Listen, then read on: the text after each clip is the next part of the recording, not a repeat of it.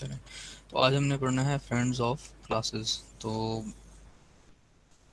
जो last lecture था उसमें हमने इंस्टेंसेस और स्टैटिक मेंबर्स जो हैं उसके बारे में पढ़ा था कि स्टैटिक, अगर हमारे पास क्लास में कुछ स्टैटिक वेरिएबल है तो क्या होगा, स्टैटिक फंक्शन है तो क्या होगा, वो कैसे बिहेव करेंगे। तो ये सारा टॉपिक 14.1 था। ठीक है, तो आज हमने जो पढ़ना है वो फ्रेंड्स ऑफ क्लासेस के बारे में पढ़ना, यानी कि क्लासेस के फ्रेंड बेसिकली क्या होते हैं, कॉन्सेप्ट क्या है। Friend function or a class that is not a member of a class but has access to the private member of the class. So basically अभी तक हमने जितना प्रोग्राम बनाया है ना, वो हमने सिर्फ एक क्लास पे मुश्तमिल बनाया है, यानी कि हमने जो भी कोडिंग वगैरह की उसमें हमने एक क्लास बनाते हैं। तो हो सकता है कि आप जो कोड वगैरह करें उसमें एक ज़्यादा क्लासेस हों, ठीक है ना। तो ऐसा हो सकता है कि कोई एक क्लास किसी दूसरी क्लास की, या कोई एक फंक्शन किसी दूसरे फंक्शन का, किसी दूसरी क्लास का फ्रेंड हो, ठीक है। और वो फ्रेंड फंक्शन क्या होता है, फ्रेंड एक बेसिकली ना कीवर्ड है। अभी हम इसको देखेंगे हम कैसे बनाते हैं किसी फंक्शन को या किसी क्लास को फ्रेंड। तो अगर आप किसी फंक्शन को या किसी क्लास को किसी दूसरी क्लास का फ्रेंड ना देते हो, तो इसका मतलब ये है कि वो उसके प्राइवेट मेंबर को एक्सेस कर सकता है। तो मैंने आपको बताया ना, जो प्राइवेट मेंबर्स होते हैं वो खाली क्लास के अंदर ही एक्सेस होते हैं, क्लास से बाहर नहीं होते। लेकिन फ्रेंड एक एक्सेप्शन है। जो फंक्शन या जो क्लास किसी दूसरी क्लास की फ्रेंड होगी तो वो उस क्लास के प्राइवेट मेंबर्स को एक्सेस कर सकेगी, ठीक है। तो फ्रेंड फंक्शन जो होता है वो क्लास का पार्ट नहीं होता, क्लास से बाहर होता है, यानी कि आउटसाइड द क्लास होता है। लेकिन चूंकि ये फ्रेंड होता है इसलिए उसको क्लास के प्राइवेट मेंबर्स की एक्सेस होती है, ठीक है। और दूसरे लफ्ज़ में कह सकते हैं कि फ्रेंड फंक्शन जो है क्लास के मेंबर फंक्शन की तरह ट्रीट होता है, ठीक है। और हम किसी फंक्शन को फ्रेंड क्यों बनाते हैं, इसकी बेसिकली वजह आपको ना थोड़ा सा आगे जाके पता लगेगी जब हम ये ऑपरेटर ओवरलोडिंग पढ़ेंगे, यानी कि जब हम मिड के बाद पढ़ेंगे तब आपको इसकी असल वजह पता लगेगी। तो अभी यहाँ पे वो आपको सिंटेक्स बताएगा कि किस तरीके से हम किसी फंक्शन को फ्रेंड बना सकते हैं। तो बड़ा आसान काम है। क्या, जो भी फंक्शन है उसका तो आपको पता है ना कि फंक्शन की रिटर्न टाइप होती है, फंक्शन का नाम होता है, और फिर पैरामीटर लिस्ट होती है। ये एक जर्नल फॉर्मेट है किसी फंक्शन को डिक्लेयर करने का, डिफाइन करने का, ब्रैकेट लगा के डिफाइन कर देते हैं। तो उस फंक्शन से पहले आप ये फ्रेंड लगा दें, फ्रेंड का कीवर्ड है, ठीक है। ये आप लिखोगे तो ब्लू हो जाएगा, तो ये फंक्शन फ्रेंड बन जाएगा, ठीक है, किसी क्लास का। तो अब हम एग्जांपल से जो है ना इसको देखते हैं, ठीक है। तो ये है बजट हमारे पास, मैं इसको अपने पास खोलता हूँ, एक्सेल बजट, और ठीक है 14.4 है और बजट की क्लास है।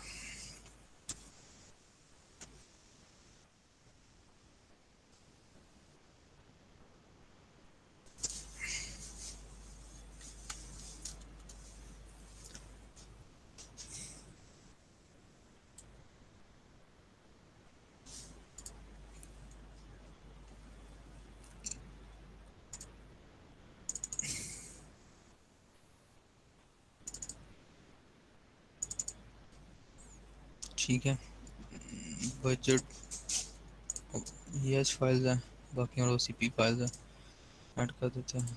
और हम सी पी फाइल यहाँ पे ऐड करते हैं। एक ये सी पी फाइल है, एक ये सी पी फाइल है, एक ये सी पी फाइल है। ठीक हो गया जी। तो हम देखते हैं अभी क्या है। इसने बजट से स्टार्ट किया पहले और फिर ऑक्सल से स्टार्ट किया। तो दो क्लास है हमारे पास, ठीक है, इसके अंदर एक है बजट की, ठीक है। तो इस बजट के अंदर क्या है, दो हमारे पास प्राइवेट मेंबर्स हैं, ठीक है। एक स्टैटिक है और एक डबल है। ये वही पुरानी एग्जांपल ही है, हमने लास्ट जो एग्जांपल पढ़ी थी ना बजट की, बजट क्लास हमने पढ़ी थी बेसिकली। तो ये उसका तीसरा वर्जन है। इसमें हम एक फंक्शन को फ्रेंड बना देंगे इस क्लास का, ठीक है। ये स्टैटिक है मेंबर, और जो स्टैटिक वेरिएबल होता है वो क्लास के तमाम इंस्टेंसेस के साथ शेयर हो रहा होता है। और ये एक क्लास का एट्रीब्यूट है, और ये हर क्लास के इंस्टेंस का अपना होगा। और ये डिवीजन बजट जो है वो डिवीजन के एक बजट को होल्ड कर रहा होगा। ये कंस्ट्रक्टर है डिफ़ॉल्ट, ये पैरामीटर है, ये उस एक फंक्शन है, ठीक है, पब्लिक फंक्शन है जिसमें हम बजट को ऐड करते हैं। और ये उसके गेटर्स हैं, यानी कि अगर आपने बजट की वैल्यू हासिल करनी है या आपने कॉर्पोरेट बजट की वैल्यू हासिल करनी है और ये एक नई चीज़ है, बाकी सब कुछ बल्कि नहीं, ये भी आप देख चुके थे, ठीक है। मेन ऑफिस का अगर आपने बजट ऐड करना है, हमने उसको स्टैटिक फंक्शन बनाया था, ठीक हो गया। तीसरी चीज़ इसमें खाली एक ऐड हुई है, ये यानी कि ये सारी पुराना वर्जन ही है, वर्जन 2, लेकिन इसमें जो एक चीज़ नहीं ऐड की वो ये की है क्या, हमने देखा कि हमने जो है ना एक फंक्शन को जिसका नाम है ऐड बजट, और वो किस क्लास में, इस क्लास में ऑक्सिलरी ऑफिस की क्लास है, ये हम भी एक बार देखेंगे ना तो हमें पता लग जाएगा। इस क्लास के अंदर ये फंक्शन है जो कि इस क्लास का, किस क्लास का, बजट क्लास का फ्रेंड है। तो अगर आपने किसी फंक्शन को फ्रेंड बनाना हो तो ज़ाहिर सी बात है आपको उसको क्लास में बताना पड़ेगा भाई कि ये फंक्शन तुम्हारा फ्रेंड है। अगर आपने बजट की क्लास जो है उस किसी फंक्शन को उसका फ्रेंड बनाना है तो आप क्या करोगे, उस बजट की क्लास के अंदर उसकी इस तरह से प्रोटाइप दोगे। ये प्रोटाइप दे रहे हैं हम लोग बेसिकली, हम बता रहे हैं भाई इस बजट की क्लास को कि ऑक्सिलरी ऑफिस का एक हमारे पास क्लास है, उसके अंदर ये फंक्शन मौजूद है जो कि तुम्हारा फ्रेंड है। फ्रेंड कैसे मैंने बताया, ऐसे बताया, फ्रेंड का कीवर्ड लगा देंगे, ठीक है। ये तो फंक्शन की डिक्लेरेशन है तो आपको पता ही है, प्रोटोटाइप है।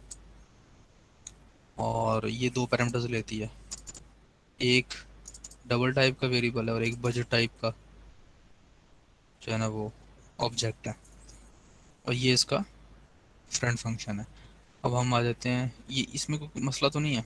ये बेसिकली ये चीज़ जो है ना लाइन नंबर 29, ये इंडिकेशन है बजट क्लास को कि ये वाला फंक्शन ऐड बजट का फंक्शन जो कि इस क्लास में पड़ा हुआ है, इस क्लास का फंक्शन है ये, वो तुम्हारा फ्रेंड है। यानी कि ये जो ऐड बजट है ना, इस क्लास में जो ये ऐड बजट है वो इस बजट क्लास के प्राइवेट मेंबर्स को एक्सेस कर सकता है, इसको इसको एक्सेस कर सकता है।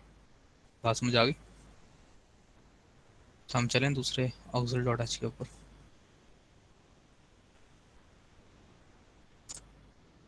तो ये सिंपल छोटी सी क्लास है ऑक्सिलरी ऑफिस, ठीक है। और इसमें खाली एक ही है जो है ना वो वेरिएबल ऑक्सिलरी बजट, ठीक है। ये ऑक्सिलरी ऑफिस का बजट होल्ड करने के लिए ये हमारा वेरिएबल है, डिफ़ॉल्ट कंस्ट्रक्टर है, और ये रिटर्न कर रहे हैं हम लोग वही बजट। और ये देख रहे हो आप लोग, ये ऐड बजट है, इसमें भी एक ऐड बजट का फंक्शन है, ठीक है। और हमने ये जो ऐड बजट का फंक्शन है इसको दो पैरामीटर पास होते हैं, एक डबल और एक बजट टाइप का ऑब्जेक्ट। ये देख रहे हैं बजट क्लास का ऑब्जेक्ट इसको पास हो रहा है। तो अगर हम इसकी सीपीपी फाइल के अंदर आए, इसकी सीपीपी फाइल के अंदर तो मेन ऑफिस यानी कि ये आपने देखा कि जो बजट की सीपीपी फाइल है उसमें जो आपका स्टैटिक वेरिएबल है उसको आप इनिशलाइज कर रहे हो, आपको पता है वो क्लास से बाहर इनिशलाइज होता है। और ये स्टैटिक फंक्शन है, इसकी डेफिनेशन आप क्लास से बाहर दे रहे हो, ठीक है। ये तो पुरानी चीज़ है, ये एक नई चीज़ है, और बेसिकली इसमें फ्रंट फंक्शन नई चीज़ है। तो हर चीज़ हमने यानी कि जो ऑक्सिल डॉट एच थी इसके अंदर हमने हर चीज़ बता दी थी, सिवाय हमने सिर्फ एक चीज़ की इम्प्लीमेंटेशन नहीं दी इसकी, इस फ्रंट फंक्शन की। बाकी तमाम चीज़ें इधर ही मौजूद है, बहुत सिंपल सी क्लास है। वापस जाते हैं हम, तो ये देखें ऑक्सिलरी ऑफिस है और इसमें ऐड बजट का ये फंक्शन है, और इसको एक डबल पैरामीटर पास होता है और इसको एक बजट का ऑब्जेक्ट पास होता है। और ऑब्जेक्ट कैसे पास हो रहा है, बाय रेफरेंस, बाय कॉपी नहीं हो रहा, बाय रेफरेंस हो रहा है। ये भी एक फ़र्क है, याद रखिएगा, क्योंकि हमने पहले पढ़ा हुआ है बाय रेफरेंस का मतलब क्या होता है, बाय कॉपी का मतलब क्या होता है। तो बाय ये पास बाय रेफरेंस हो रहा है।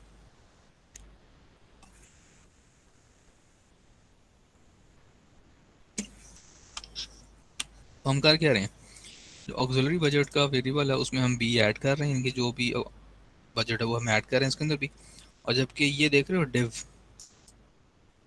ये इस क्लास का ऑब्जेक्ट है, और ये क्या था, स्टैटिक प्राइवेट मेंबर था ना ये। अब देखो इसको ऐड कर सकते हैं क्योंकि ये ऐड बजट क्लास का फ्रंट फंक्शन है, इसलिए क्लास के जो वेरिएबल है प्राइवेट वेरिएबल उसको एक्सेस कर सकता है। तो ऑक्सिलरी बजट को हमने ऐड करना है तो भी हम कॉर्पोरेट बजट में ऐड, कॉर्पोरेट बजट जो होगा वो तमाम जितनी भी ऑफिस के डिवीजन्स हैं और जितनी भी ऑफिस का मेन ऑफिस है या कोई ऑक्सिलरी ऑफिस है सबके बजट को होल्ड कर रहा होगा, तो हमने इसमें भी ऐड कर दिया। ठीक है, ये क्लियर है, यहाँ तक किसी को कोई इशू तो नहीं है। जस्ट वो बहुत सादा सी एग्जांपल है, इससे सिर्फ आपको ये बताना हुआ चाह रहा है कि फ्रंट फंक्शन क्या होता है और फ्रंट फंक्शन जो है वो कैसे यूज़ हो जाता है। बहुत ही आसान सादा सी एग्जांपल है।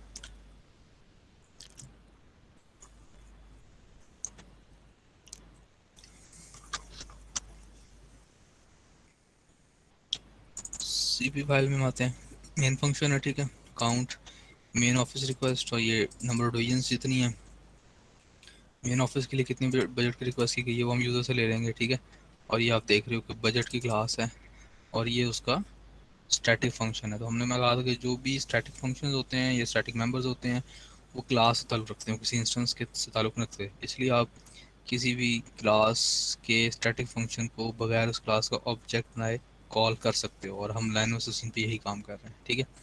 ये हमने एरे डिक्लेयर की, और ये देख रहे हो ये हमने ऑक्सिलरी ऑफिस की एरे डिक्लेयर की, यानी कि दो दो हमने अरेज डिक्लेयर की हैं, एक बजट की और एक ऑक्सिलरी ऑफिस की, ठीक है। एक लूप चला दिया हमने जितनी डिवीजन्स थी, और हर डिवीजन के लिए हम जो हैं वो लेते गए हैं बजट, और वो हम ऐड बजट कर दे गए हैं। साथ में हम जो ऑक्सिलरी ऑफिस है उसको भी हम कॉल करते गए हैं। तो आप देख रहे हो ये, यानी कि ये तो वो पुराना काम ही है, बजट लिया और इस डिवीजन की जो रे है उसमें जो भी काउंटर जहाँ चल रहा होगा 0 1 2 उसके हम ऐड बजट में बजट ऐड कर देंगे।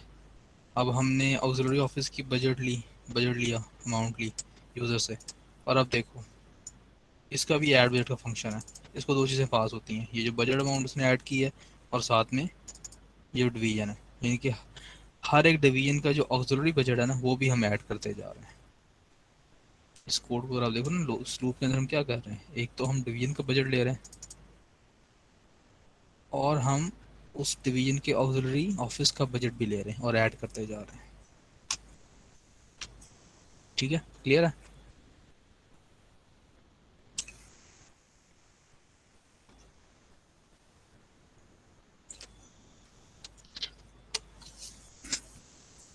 कोई इशू नहीं है, और ये हम डिस्प्ले कर रहे हैं, बस दैट्स इट। हर डिवीजन का बजट डिस्प्ले हो रहा है और उसके ऑक्सिलरी ऑफिस का बजट डिस्प्ले हो रहा है, और टोटल में हम टोटल डिस्प्ले कर रहे हैं कि तमाम पूरा टोटल बजट क्या है वो ये है। उसको रन करते हैं,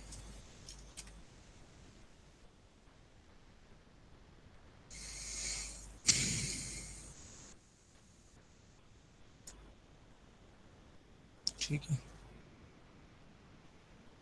enter the request for the main office budget, हम कहते हैं मेन ऑफिस के लिए हमें ना $1000 चाहिए। डिवीजन 1 जो है उसका बजट है 500, 2 का 200 है, उसका जो ऑक्सिलरी ऑफिस है उसका 200 बजट है। इसका हम 600 कर लेते हैं और इसको 300 कर लेते हैं। डिवीजन 3 का जो है वो 800 है, और इसका ऑक्सिलरी ऑफिस का बजट 400 है, ठीक है। और डिवीजन 4 का जो बजट है वो 300 है, ऑक्सिलरी ऑफिस का बजट जो है वो 100 है, ठीक है। तो देख लो आप कि उसने आपको डिस्प्ले कर दिया डिवीजन 1 का बजट कितना है, उसके जो ऑक्सिलरी ऑफिस है उसका बजट कितना है। तो हर एक डिवीजन का जो ऑक्सिलरी ऑफिस है उसका बजट भी आपके पास आता जा रहा है, और एट द एंड आपको सम आ जाएगा टोटल। तो ये बात क्लियर है।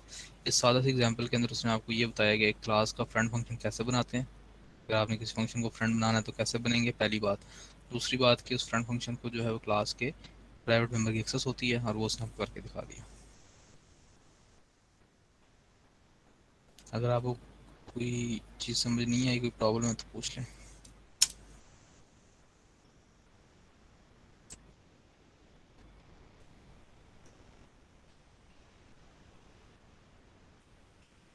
चेक पॉइंट क्वेश्चन आ गए हैं, ठीक है, तो ये कर लीजिएगा। जैसे छोटा सा टॉपिक था बस इसका, एक्चुअली ना यूज़ फ्रेंड फंक्शन हम बनाते हैं क्यों है, वो मतलब हमने क्यों पढ़ा ये और हम क्यों बनाते हैं। वैसे तो अब ये फ्रेंड्स ऑफ क्लासेस उमूमन यूज़ नहीं होते, लेकिन कहीं यूज़ करने पड़ जाते हैं, और वो हम जब देखेंगे ना ऑपरेटर ओवरलोडिंग का टॉपिक पढ़ रहे होंगे, उसके अंदर हम ऑपरेटर ओवरलोड करेंगे डिफरेंट। आपने ऑपरेटर पढ़े थे ना, mathematical operator, relational operator, logical operator. हम जब ओवरलोड कर रहे होंगे तो हम जो है ना वो जो स्ट्रीम ऑपरेटर होता है ना, सी आउट सीन, उसको भी ओवरलोड करेंगे। तो फिर आप देखोगे ये फ्रेंड वहाँ पे काम यूज़ हो रहा होगा बेसिकली।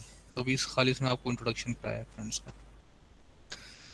तो अगला टॉपिक है मेंबर वाइज असाइनमेंट। तो यानी कि जब आप एक ऑब्जेक्ट को दूसरे ऑब्जेक्ट के इक्वल करते हो, इक्वल टू ऑपरेटर यूज़ करते हो, द इक्वल टू ऑपरेटर में be use to assign one object data to another और to initialise one object with another object data, ठीक है। तो ये जो असाइनमेंट का ऑपरेटर होता है इसे क्या करते हो, एक वेरिएबल को वैल्यू असाइन करते हो, या एक वेरिएबल को दूसरे वेरिएबल की वैल्यू साइन करते हो, या एक वेरिएबल को किसी लिटरल के इक्वल करते हो। मतलब जो इक्वल टू का ऑपरेटर बेसिकली वैल्यू असाइन करने के लिए यूज होता है। तो अगर आप किसी एक ऑब्जेक्ट को दूसरे ऑब्जेक्ट के इक्वल करते हो तो क्या होगा, तो वो आपको बताने जा रहा है। The equal to operator may be used to assign one objects data to another object और to initialise one object with another object data. By default तो जब आप ये काम करते हो इक्वल टू ऑपरेटर यूज करके दो ऑब्जेक्ट्स को इक्वल टू करते हो, एक ऑब्जेक्ट की वैल्यू को उसकी दूसरे ऑब्जेक्ट को असाइन करते हो, तो होता क्या है by default each member of one object is copied to its counterpart in the object. तो हर एक जो ऑब्जेक्ट एट्रीब्यूट है ना वो उसके अपने दूसरे एट्रीब्यूट के इक्वल हो जाता है। कैसे अभी हम देखते हैं, आपको समझ आ जाएगी। सादा सी बात है। ये देखें, आपको रेक्टेंगल की क्लास याद होगी जो हमने पहले पढ़ी थी ना, जिसमें दो चीज़ें थी, लेंथ और विड्थ थी। तो हमने दो ऑब्जेक्ट्स बनाए रेक्टेंगल के, बॉक्स वन और बॉक्स टू। ठीक है, उसको ये हमने विड्थ थी, ये लेंथ थी, ठीक हो गया। और ये हमने पैरामीटराइज कंस्ट्रक्टर यूज़ करते हुए ऑब्जेक्ट क्रिएट किए। ठीक है, उसके बाद हमने डिस्प्ले कर दिया कि ऑब्जेक्ट वन की विड्थ क्या है और लेंथ क्या है, ऑब्जेक्ट टू की, बॉक्स टू की विड्थ और लेंथ क्या है। अब ये देखो, अब क्या होगा, असल चीज़ ये है जो बताना चाह रहा था, member of the assignment. Box two equals to box one, क्या मतलब, बॉक्स वन की वैल्यू किसको साइन कर दो, बॉक्स टू को। जब आप ये काम करते हो, when you are doing this thing, तो व्हाट हैपन, क्या होता गया, बिहाइंड द सीन क्या होगा, बिहाइंड द सीन क्या होगा कि box two dot width is equals to box one dot width, box two dot length is equals to box one dot length. यानी कि बिहाइंड द सीन क्या हो रहा होगा, ये देखें। जब आप इसको रन करोगे और फिर हम इसको डिस्प्ले कर रहे हैं, तो देखें हमने बॉक्स वन की विड्थ और लेंथ डिस्प्ले की, वो ये थी। और जब हमने ये काम कर दिया कि बॉक्स वन की वैल्यू बॉक्स टू को साइन कर, दोनों की विड्थ और लेंथ बराबर हो गई, तो हुआ क्या, हुआ ये था। जब आपने ये काम किया ना, तो इससे क्या हुआ, मेंबर वाइज असाइनमेंट हुई। मतलब क्या हुआ, अगर मैं यहाँ पर लिख सकूँ,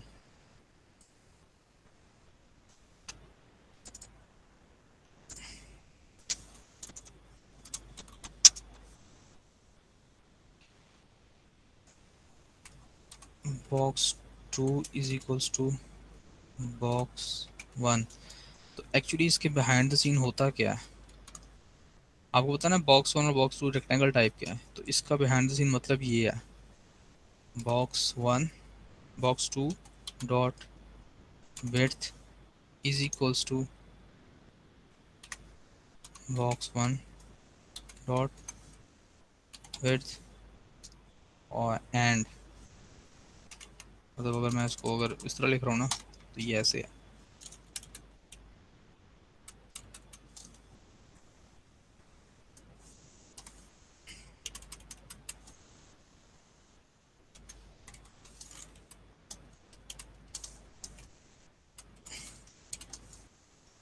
ठीक हो गया, तो इसको बोलते हैं member of the assignment. Box one को बॉक्स टू के इक्वल किया आपने, तो होगा क्या, मेंबर ऑफ द असाइनमेंट होगी। वेट्स वेट्स में कॉपी होगी, लेंथ लेंथ में कॉपी, इनकी जो एट्रीब्यूट्स हैं वो बारी बारी एक दूसरे में कॉपी होते चले जाएंगे। ठीक है, इसको बोलते हैं मेंबर ऑफ द असाइनमेंट।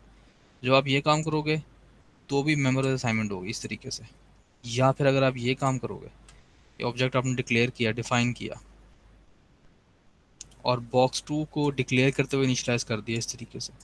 जब आप एक ऑब्जेक्ट को डिक्लेयर करते हो, इनिशियलाइज करते हो, तो क्या होगा, मेंबर ऑफ असाइनमेंट होगी। तब भी देखिए, इस सूरत में भी मेंबर ऑफ असाइनमेंट होगी और इस सूरत में भी मेंबर वाइज असाइनमेंट होगी। क्या मतलब कि बारी बारी एक एक एट्रीब्यूट की वैल्यू दूसरे एट्रीब्यूट में, कॉरस्पॉन्डिंग एट्रीब्यूट में कॉपी होती चली जाएगी।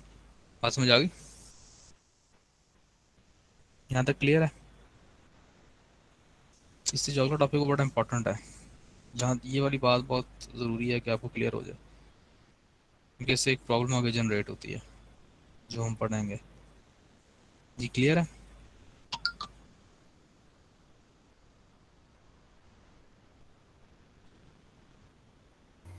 Yes sir.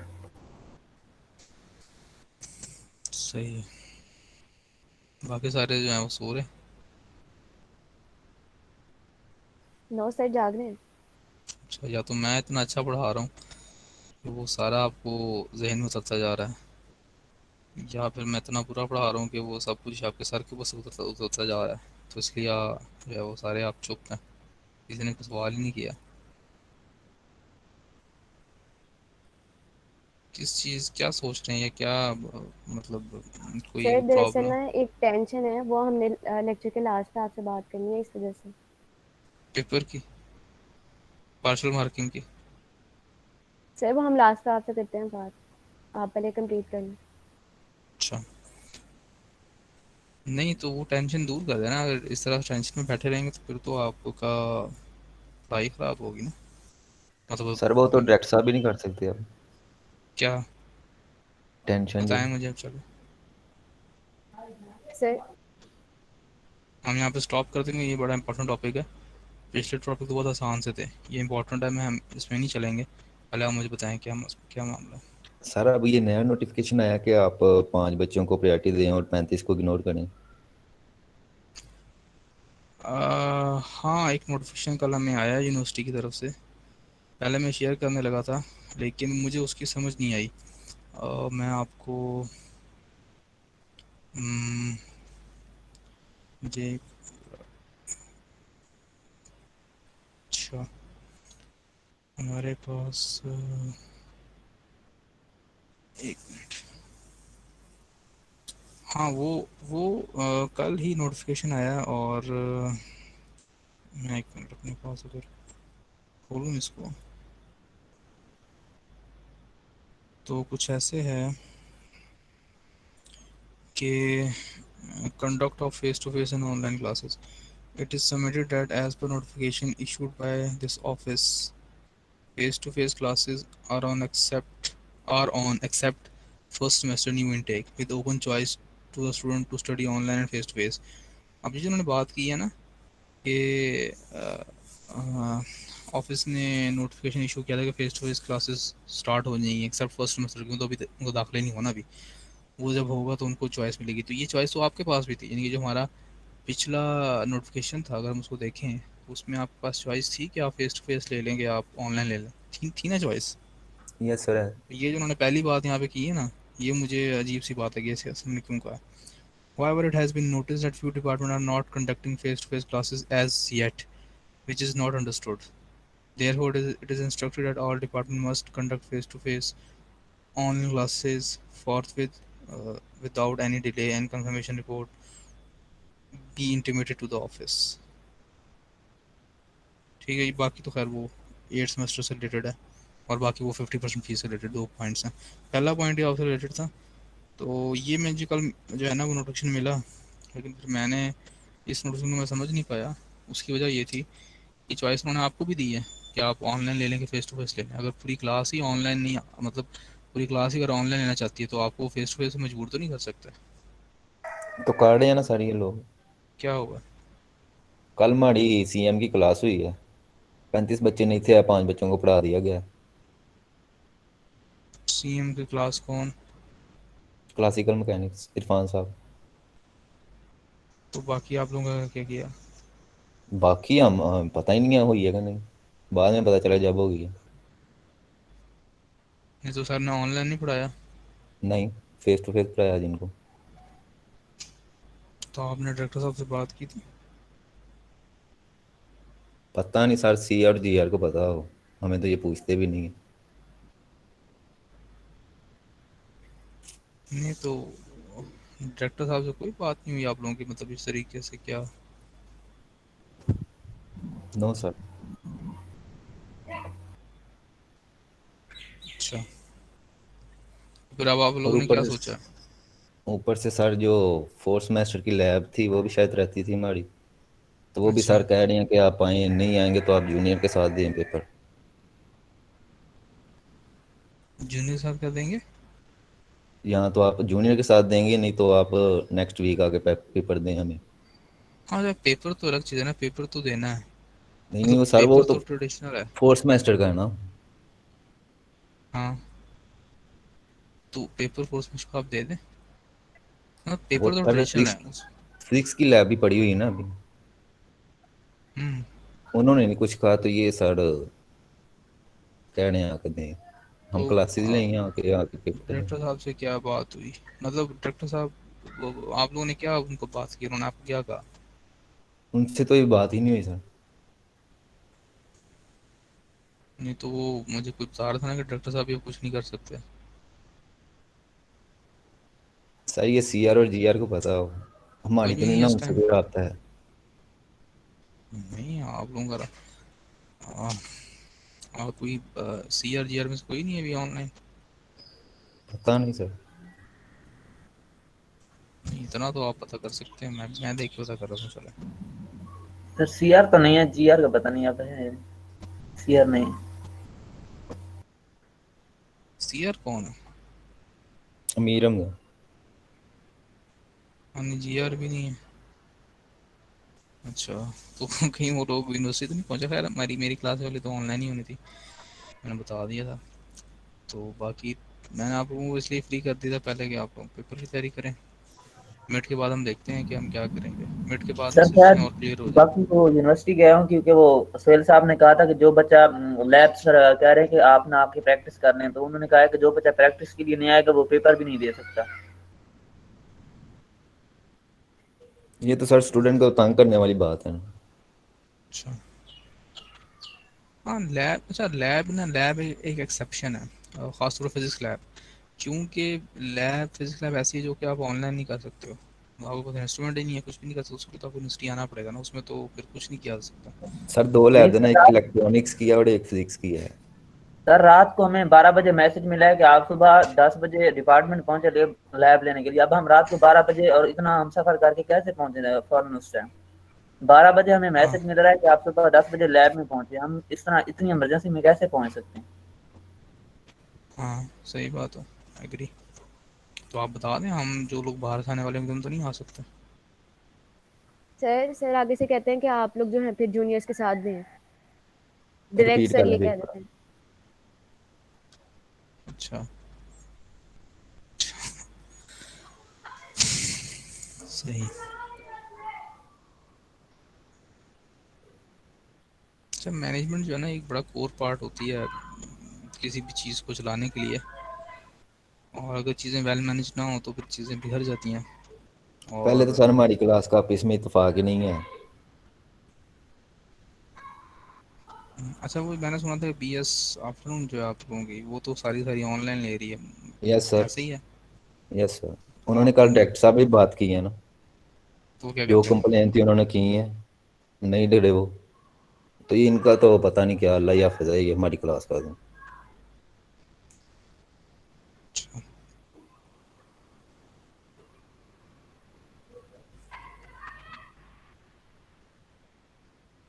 हम्म।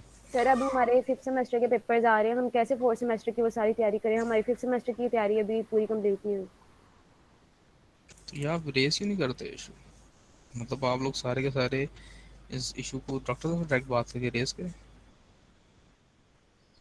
मतलब जो पेपर वाली बात है वो तो रेस कर सकते हैं आप कि हम सिक्स में से पेपर देंगे कि हम फोर्थ का पेपर दें। ये तो एक जेन्युइन बात है, इसमें तो मेरे ख्याल वो आपकी हेल्प कर सकेंगे। शायद वो लेने भी चलेगी हों क्लासेस। अब इधर हम क्या करें जो दूर बैठे हुए हैं। और जो हॉस्टलर है उनके लिए तो मसला है। Yes sir. हम्म।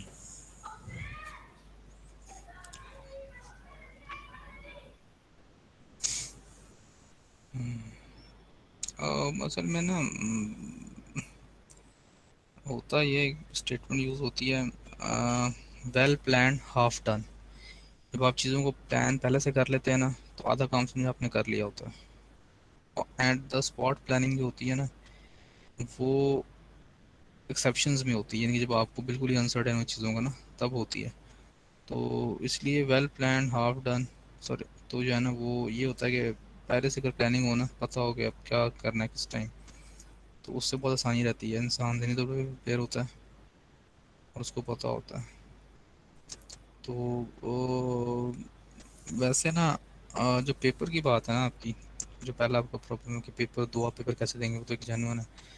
आप सिक्स सेमेस्टर पेपर देंगे कि फोर पेपर देंगे, तो उसको आप डिस्कस करें डायरेक्टर साहब से, वो उसमें कुछ नहीं आपकी हेल्प कर देंगे। मुझे इस बात का जो है ना वो यकीन है, वो आप इस मामले तो आप करेंगे। अब जहाँ तक मामला है ना यूनिवर्सिटी में आके पढ़ने का, तो मिड तक तो एटलीस्ट मेरी क्लास जो है उसमें उसके बारे में तो क्लियर है, वो तो नहीं होगी। आप लोग तैयारी करें बैठ के, और आप लोग जो है ना वो पेपर की तैयारी करें। मैंने आपको स्लिप फ्री कर दिया, तो और हमने अपना कोर्स भी कवर कर लिया हुआ, तो हमें ज़रूरत भी नहीं है कि हम आगे क्यों पढ़ें, हम मिड के बाद पढ़ लेंगे। मिड के बाद हम डिसाइड करेंगे, मिड के बाद सिचुएशन और क्लियर हो जाएगी, आया हम ऑन साइट जा रहे हैं या ऑनलाइन जा रहे हैं। और हम फिर वही बात है, हम ना एक मोड यूज़ करेंगे, देखते हैं हम क्या होता है उस टाइम पे सिचुएशन। लेकिन एक मोड यूज़ करेंगे ना तो फ़ायदा होगा, या तो सारे सारे ऑनलाइन या तो फिर सारे सारे ऑन साइट। क्योंकि वो मिक्स मोड के अंदर ना जो ऑनलाइन है ना उनको बहुत नुकसान होगा, ये बात कंफर्म है। मतलब ये बात जो है ना वो इसका इम्कान बहुत ज़्यादा है। और सर क्लास में से 5 लोगों को बहुत शौक है फेस टू फेस पढ़ने का ना। नहीं, अच्छा उसमें ऐसा है कि जो होस्टलर है ना, होस्टलाइट, उनकी मैं ये बात मानता हूँ कि उन्होंने आना है, पेपर तो आपके होने ऑन साइट है, ठीक है, ट्रेडिशनल होने। तो होस्टलाइट जो है उनका ये मसला हो सकता है कि वो लोग आएंगे, सेटल होंगे, ड्यूज़ क्लियर करेंगे और टाइम लग जाता है। हॉस्टल जो अपना कमरा है उसको साफ़ करना वगैरह वगैरह। तो हॉस्टल आ जाएं, लेकिन फ़ेस टू फेस में बात ये बिल्कुल सही है कि हम 4 या 5 बच्चों के लिए 35 या 36 बच्चों को नुकसान नहीं कर सकते। तो फेस टू फेस के लिए आप ये कर लें कि आप अगर हॉस्टल आ गए हैं तो आप हॉस्टल से बैठ के जो है क्लास ले लें, या आप लाइब्रेरी में चली जाएं, या आप जो हैं वो यूनिवर्सिटी का नेट यूज़ करें। मतलब आप ऑनलाइन क्लास ही ले लें, ऑन साइट ना जाएं, क्योंकि जब ऑन साइट जाएंगे तो वो कहाँ 5 बच्चे और कहाँ जो है वो पीछे 36 बच्चे, तो वो तो उनका नुकसान करना कोई अक्लमंदी वाली बात तो नहीं है। तो ये मैं मेरे सजेशन को है कि ये होस्टाइट्स हैं, जैसे तो उन्होंने दूर से आना है तो हर रोज़ पेपर देने नहीं आ सकते, दूर से ट्रैवल करके वो आ जाएं हॉस्टल में। लेकिन ये है कि वो क्लासेस ऑनलाइन ले लें, मतलब अभी साले मेरी तो क्लास नहीं होनी, बाकी जो क्लासेस हैं आपकी वो ऑनलाइन ले लें। और ये है, क्योंकि देखें असल में वजह अगर तो होता ना ये ऐसे कि 2 नवंबर से लेके till the end of your semester ये आपने ऑन साइड ही आना होता, फिर तो मैं कहता आप सारे ऑन साइड ही आ जाए। अभी होने ये जा रहा है कि 2 नवंबर से लेके आप जो है ना 15 दिसंबर तक ऑनलाइन ऑन साइड आएँ, फिर 15 फिर से ऑनलाइन शुरू कर दें। तो ये एक मजाक है मेरे ख्याल से, ये मतलब ये एक बड़ी ही अजीब सी बात है। सर सुनने में आया और कि फिर तलीमी इदारे बंद होने लगे। इस तरह की बातें सुनने में तो आ रही, लेकिन जो मैंने न्यूज़ पढ़ी थी उसमें जो एजुकेशन मिनिस्टर उन्होंने ये कहा है, क्लियर किया है कि जी नहीं, हम इदारे बिल्कुल बंद करने जा रहे, स्कूल्स बंद नहीं होंगे, कॉलेजेस बंद नहीं होंगे, ज़्यादा तो यूनिवर्सिटीज़ बंद नहीं होंगी। ये उनका अभी तक का बयान, मतलब वो इस पे इंसिस्ट कर रहे हैं, काफ़ी बार उन्होंने इंसिस्ट किया। बाकी ये खबरें चल रही हैं कि बंद हो जाएंगे, हो सकता है कि छुट्टियां दे दी जाएं वगैरह वगैरह वगैरह। लेकिन उनका ये कंसिस्टेंट बयान है कि नहीं, बंद नहीं होंगे, हम मॉनिटर कर रहे हैं सिचुएशन को, लेकिन बंद नहीं होंगे। तो लेकिन हमें एक बात तो कंफर्म है ना, अकॉर्डिंग टू द यूनिवर्सिटी, जो यूनिवर्सिटी के रूल्स हैं, जो यूनिवर्सिटी न्यूज़ हमें दी है कि आप 2 नवंबर से लेके 15 दिसंबर तक तो यूनिवर्सिटी आ रहे हैं, ठीक है ना, और उस 15 दिसंबर के बाद फिर से ऑनलाइन हो जाएंगे, ये उन्होंने हमें कहा है। तो इसमें जो उनको बुलाने का मकसद है वो पेपर लेना है, बेसिकली पेपर लेना मकसद है, इन इन इन इन इन वीक्स में बुलाने का मकसद यही है उनका। और मेरा यही जो है वो यहाँ पे है बात कि जब आपने पढ़ना ही ऑनलाइन है बाद में दोबारा से, क्योंकि देखें आपके पेपर 16 से स्टार्ट होते हैं, तो कह लें कि ये 2 हफ्ते तो आपके पेपर्स ही होंगे, क्योंकि आपके फोर्थ सेमेस्टर पेपर भी होने हैं। वैसा तो नहीं होगा कि फोर्थ सेमेस्टर पेपर भी हो रहे हों, मतलब अगर होते हैं केस, वो तो डिपेंड करता है। तो साथ में आप पढ़ भी रहे हो तो ये तो पॉसिबल नहीं होगा। या लेट्स सी, अमूमन भी अगर आपके 6 सब्जेक्ट्स हैं तो फिर 5 दिन एक हफ्ते के और अगले दिन अगला हफ्ता भी यूज़ हो जाता है, तो 2 हफ्ते तो आपके पेपर ही हैं। तो ये 2 हफ्ते का मतलब है 16 से लेके 2 हफ्ते अगर हम और लगाए ना तो नवंबर का एंड बन जाता है। दिसंबर के 15 का मतलब है दिसंबर के 2 वीक्स, तो दिसंबर के 2 वीक्स आप फिर से ऑन साइड पढ़ेंगे, फिर बाद में ऑनलाइन चले जाएंगे। तो ये एक बड़ी ना अजीब सी बात है। तो फिर बंदा जो है ना वो ये नहीं कि फिर मैं इसलिए मैं कहता हूँ कि आप लोग जो है ना सारे सारे ऑनलाइन ही इसको कंटिन्यू करें, क्योंकि हमने पढ़ना ही बाद में ऑनलाइन ही है। तो क्या ज़रूरत है कि हम सिर्फ पेपर देने के लिए आ जाएं, वो ठीक है, लेकिन क्या ज़रूरत है कि हम बाकी जो है वो क्लासें वो इस तरीके से करें कि हम जो है वो ऑन साइड आ रहे हो जो, हाँ, और हम 100% जो है फ़ीस भी पे करें। वो 50% फ़ीस पे कर सकते हैं, मतलब हमें चॉइस मिली हुई है 50% फ़ीस की। और और अच्छा, इसमें जो यूनिवर्सिटी का नोटिफिकेशन कल आया उसमें ये भी है सख्ती से कि भाई डिपार्टमेंट पे ये लाजिम है कि वो 50% फ़ीस लेगा उस बच्चे से जो कि ऑनलाइन पढ़ रहा होगा। ये भी उस नोटिफिकेशन में था। तो फिर मैंने सोचा था इन तमाम चीज़ों को देखते हुए कि आपके लिए ऑनलाइन लेना बेटर है। तो खैर मिड के बाद सिचुएशन और क्लियर हो जाएगी। और चूँकि आपने इन द एंड ऑनलाइन ही जाना है, मेरा यही ख्याल है कि हम इसको ऑनलाइन ही कंटिन्यू करेंगे। मेरा ख्याल है ऑनलाइन भी सही, मतलब एटलीस्ट हमारी क्लास जो है बाकी का तो मुझे नहीं इल्म, लेकिन हमारी क्लास तो सही जा रही है ऑनलाइन भी। पढ़ने के हवाले से अगर बात करें, हमने कोर्स भी कवर कर लिया है और आपको अल्हम्दुलिल्लाह चीज़ें भी समझ आ रही हैं।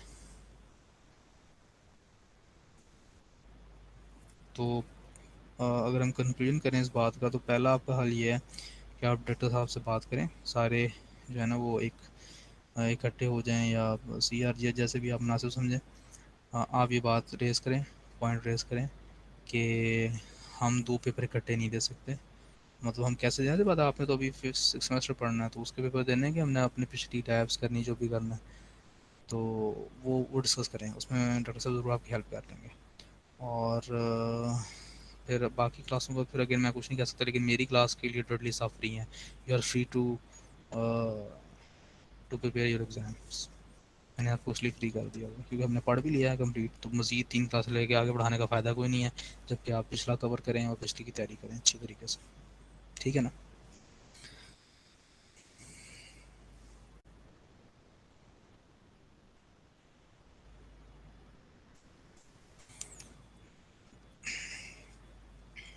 सर जी बेटा। सर वो कंप्यूटर के पेपर से रिलेटेड एक क्वेश्चन था जी कि पेपर जो है हमारा वो शीट पे होगा या VS पे होगा? नहीं नहीं, शीट पे handwritten, traditional paper handwritten नहीं होंगे। लेकिन अगर आप चाहते हैं, मतलब इफ़ यू वांट कि आपका कंडक्ट किया जाए कंप्यूटर के ऊपर, तो हम वो भी कर सकते हैं, मतलब उसके लिए हम कुछ ना कुछ कर लेंगे। सर अगर हो यस सकता है तो वो कर लें, क्योंकि पेपर रिटर्न बहुत मुश्किल होगा, एरर्स वगैरह का पता ही नहीं चलेगा हमें। सर, आपको पता है कि हम लोग जब डायनामिकली मेमोरी से हम डील कर रहे होते हैं तो बहुत सारे एरर्स आ रहे होते हैं जो कि हमें खुद पता नहीं लग रहे होते उस टाइम। तो वो हमें VS ही बताता है कि आपका जो है ये एरर आ रहा है। तो वो बहुत प्रॉब्लम होगी सर, फिर हमें शीट पे पता ही नहीं लगेगा।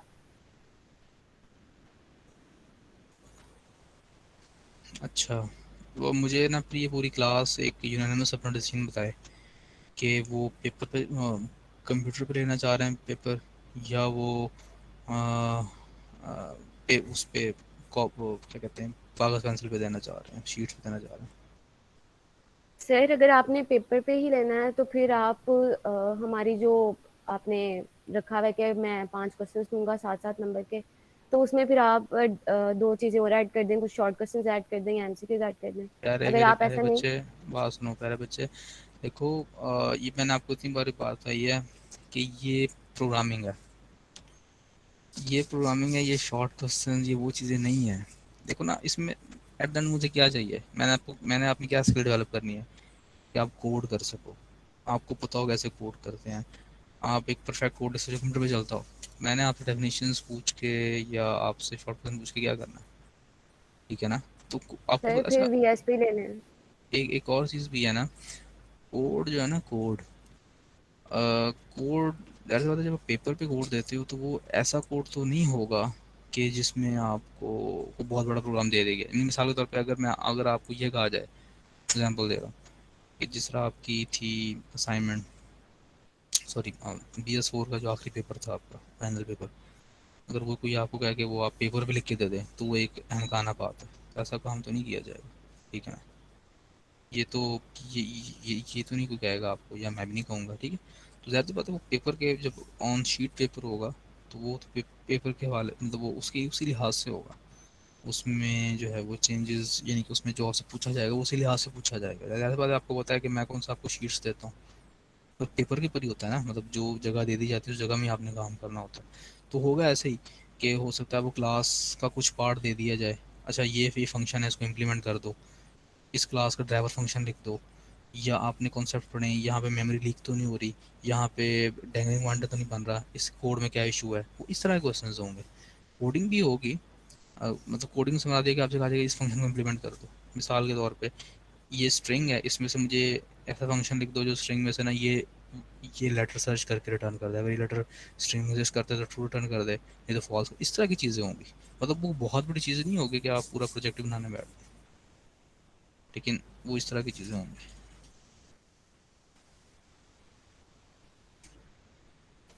सर, फिर भी एक ना डर है कि पता नहीं हम शीट पे कर पाएंगे या नहीं।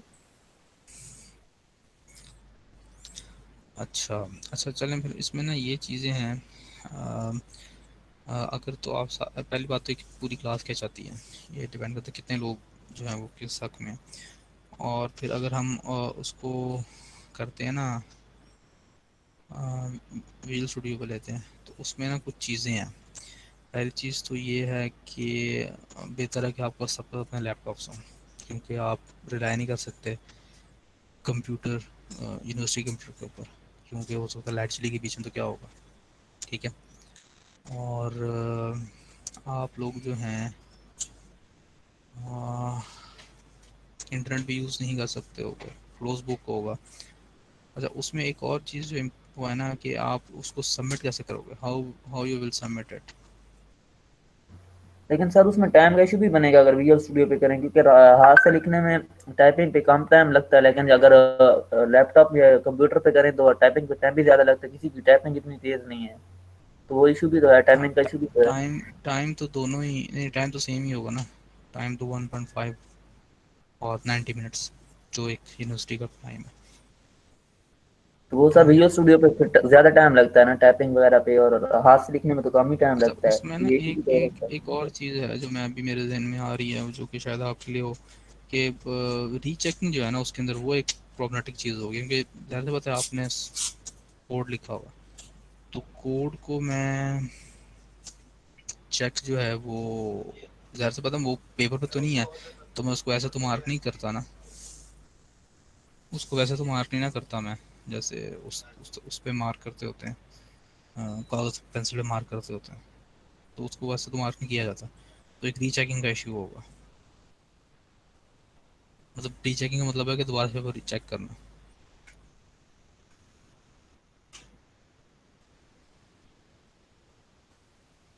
अच्छा, मेरा ये ख्याल है कि आप लोग ना, मेरी सजेशन है, आप लोग डिसाइड कर लें, आप ना पेपर पे दें, क्योंकि उसका फ़ायदा ये है कि देखो पेपर चेक हो जाएगा, और दूसरा ये कि उसमें ज़ाहिर सी बात है पेपर के लिहाज से फिर कोड होगा, और अगर बीस रोड पे कोड होता है फिर वो उसके लिहाज से कोड होगा।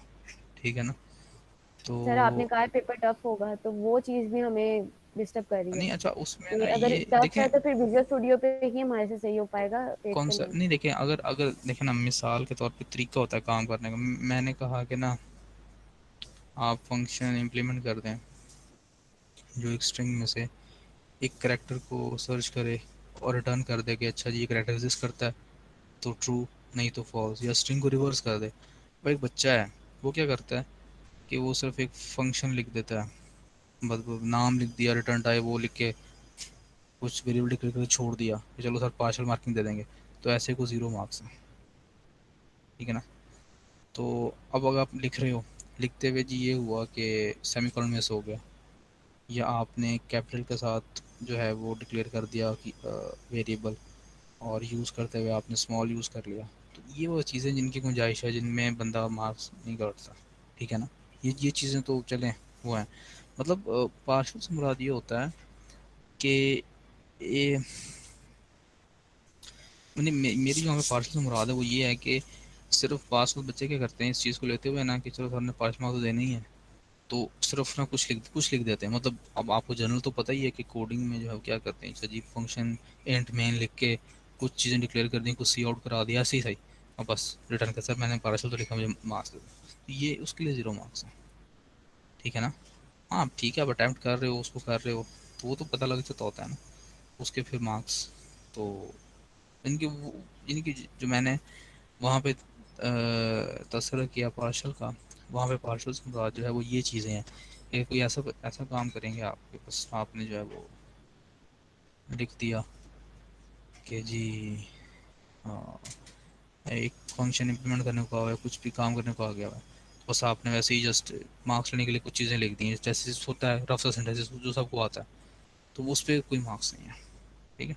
टफ से मुराद यहाँ पर ये है कंसेप्चुअल होगा, इट विल टेस्ट बेसिकली। जो मकसद है मेरा वो ये है कि मैं ये देखना चाहता हूँ कि आपकी क्लास में से कितने बच्चों को आती है प्रोग्रामिंग, यानी कि मैं क्या कहते हैं दूसरे लफ्ज़ों में खरे और खोटे पैदा करना चाहता हूँ, जस्ट दैट्स इट। तो वो मुझे पता लग जाएगा कि कितने बच्चों को वाकई जो है कोड करना आता है, प्रॉब्लम सॉल्व करना आती है, कितने बच्चों को नहीं आता।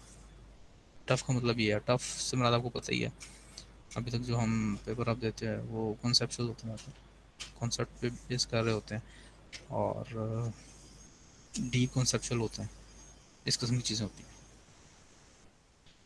तो उससे परेशान ना हो, मकसद परेशान करना नहीं है। आप पढ़ें, तैयारी करें। देखें, एक बात को याद रखें, आप मेहनत करते हैं, काम करते हैं, पढ़ते हैं, हाँ ईमानदारी के साथ, ये बड़ी इंपॉर्टेंट बात है, ईमानदारी के साथ, तो एट द एंड आपको फ़ायदा ही होगा, वो नुकसान नहीं होगा। आपने अपना रिजल्ट देखा ही, आपने फर्स्ट सेमेस्टर में मेरे साथ पढ़ा है, फोर्थ में पढ़ लिया, फिफ्थ में पढ़ रहे हो, तो अभी तक का आपको सिनेरियो पता ही है, आपके सामने है सारी चीज़ें, ठीक है ना। तो you have to work hard and with honesty, that's it. Keep doing the good work, keep doing the hard work, that's it. मुझे पता है, देखें मैं आपको पढ़ा रहा हूँ, मुझे बच्चा है, कौन सा बच्चा मेहनत कर रहा है, कौन सा बच्चा बहुत पढ़ रहा है, कौन सा बच्चा नहीं पढ़ रहा, वो पता लग जाता होता, ठीक है ना। तो वो इसलिए आप मेहनत करें, वक्त मुझे भी नज़र आ जाता है कौन जो है मेहनत कर रहा है, कौन नहीं कर रहा। बस आपका काम है मेहनत करना और ईमानदारी के साथ, ठीक है। Yes sir. अच्छा चलिए, मुझे ज़रा 1-2 मिनट दें।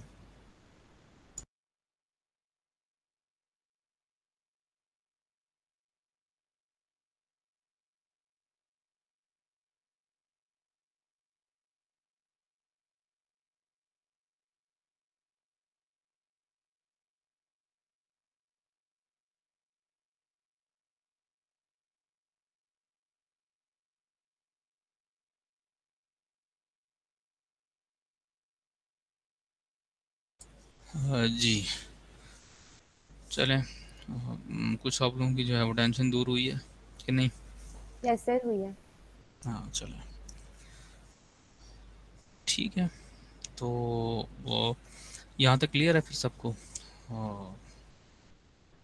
Member of assignment friend functions और मेंबर ऑफ असाइनमेंट क्या होती है, इन जस्ट अगर सर मैं एक रिपीट क्वेश्चन करूँ। है जी सर कि चैप्टर 9 के जो प्रोग्रामिंग जी जी। चैलेंजेस हैं, उनमें ना 2 प्रोग्रामिंग चैलेंज उन्होंने दिए हैं, 5 एंड 6। तो वो सर हम्म, 9.11 टॉपिक आपने नहीं पढ़ाया था, तो वो उससे रिलेटेड हैं, छोड़ तो दें, वो हमें नहीं छोड़ दें, करने ना। हाँ छोड़ जी दें, सर। छोड़ दें। सॉर्टिंग नहीं आपको आती, हमने ये नहीं पढ़ा, सर्चिंग सॉर्टिंग नहीं पढ़ी हमने, छोड़ दें उसको। तो वो कोई ना वो सर जी जी। वो फोर्थ सेमेस्टर का सीआर आया अब्दुल वहाब साहब। जी मैंने कहा वहाब आया तो उनसे बात पूछ लेना था, क्या मसला है हमारा। कल वो सेल साहब से मिले हैं ना। अच्छा, मैं आपकी बात को अंडरस्टैंड, मैं क्या पूछूं अब्दुल वहाब से? सर वो सर सुहेल से मिला है ना कल, उसने बात की है। सर वो अच्छा जो आप बात नहीं कर रहे थे डायरेक्टर साहब से बात करने की, क्या आप लोग की क्लास में बात नहीं की? तो वो हाँ, कह रहे हैं कि फोर्थ सीआर सेमेस्टर साहब। का हाँ सीआर वहाब था ना, इसलिए। अच्छा अच्छा, ये तो अच्छा, आप लोगों ने ये भी एक नया काम किया हुआ है, उसमें एक नया जो है वो यस सी आर सर। और जी आर हर बनाया हुआ है। हर बच्चे को मौका मिलना चाहिए। हाँ मैंने आपकी वैसे मतलब आपका टेस्ट है पर, तो अभी सवाल ये है बेटा अब्दुल वहाब कि क्लास का ये कंसर्न है कि वो कहते हैं कि हम फिफ्थ सेमेस्टर के पेपर और फोर्थ सेमेस्टर की लैब्स वो साथ नहीं दे सकते, क्योंकि हम फिफ्थ सेमेस्टर की तैयारी करें या हम फोर्थ सेमेस्टर की लैब की तैयारी करें, हमारे लिए मुश्किल काम है। और बात सही है उनकी, क्योंकि एकदम से ये अनाउंसमेंट के सामने आई और पेपर ज़्यादा से ज़्यादा साथ देना बहुत मुश्किल काम है। तो मेरा ख्याल है कि आप लोग जो हैं वो डायरेक्टर साहब को जाएँ, उनसे बात करें कि भाई हम इस तरीके से हम 2 पेपर इकट्ठे नहीं दे सकते, या तो हमें कुछ गैप दे दें, मतलब कोई सॉल्यूशन उसका निकालें, साथ हम एकदम नहीं दे सकते ऐसे। अस्सलाम वालेकुम सर। वालेकुम अस्सलाम। सर बात ये है कि डॉक्टर साहब को जब भी कोई काम का है ना, सर ये प्रॉब्लम है, ये प्रॉब्लम है, तो वो सारी प्रॉब्लम इकट्ठी करके ना कहते हैं कि आप जाए टीचर से खुद ही जाके ना रब्ता करें, जो टीचर कहेंगे आपको वो करना पड़ेगा। अच्छा तो अच्छा हम तो समझे दरमियान में वो जिस तरह बॉल होता है ना, वो प्लेयर खेल रहे हैं, चले आए हाँ जी, जाएं आए जाएं, तो वो काम स्टार्ट हुआ है। अच्छा तो इंशाल्लाह आज दोबारा सर से मिलता हूँ और सर से कहता हूँ कि अगर वो मान गए तो यहाँ हमारा जो पेपर है वो हमारे मिड्स के बाद रख लें, हाँ, मतलब तो अच्छा मुझे हमारे ये लिए बताएं, बेहतर होगा। मुझे ये बताएं कि आप की कल बात हुई थी, तो क्या बात हुई थी? सर मैं जब गया था ना, मैं तो अपने हॉस्टल के लिए गया था, हम्म। तो सर ने ना जो हमारे 5 स्टूडेंट आए हैं उन्हें ही बुलाया हुआ था। तो हम्म। मैं तो भी पहुंचा था तो वो मुझे मिले, उन्होंने कहा जी सर ने ये कहा है। हम्म। तो मैंने फिर आगे क्लास को इन्फॉर्म करना था, क्योंकि सर से बताते खुद मेरी बात नहीं थी। क्योंकि अगर सर मोबाइल पे बात कर रहे हैं तो सर सिर्फ एक ही बात करते हैं कि जो मैंने कह दिया वो आपने करना ही करना है। अच्छा। तो ना टीचर के एक्सप्रेशन पता चलते हैं वो किस लहजे में हमसे बात कर रहा है, तो बंदा उनसे कोई माजरत भी कर ले, अगर सर हमसे कोई खता हुई है तो हमारे लिए कुछ रियायत कर दें।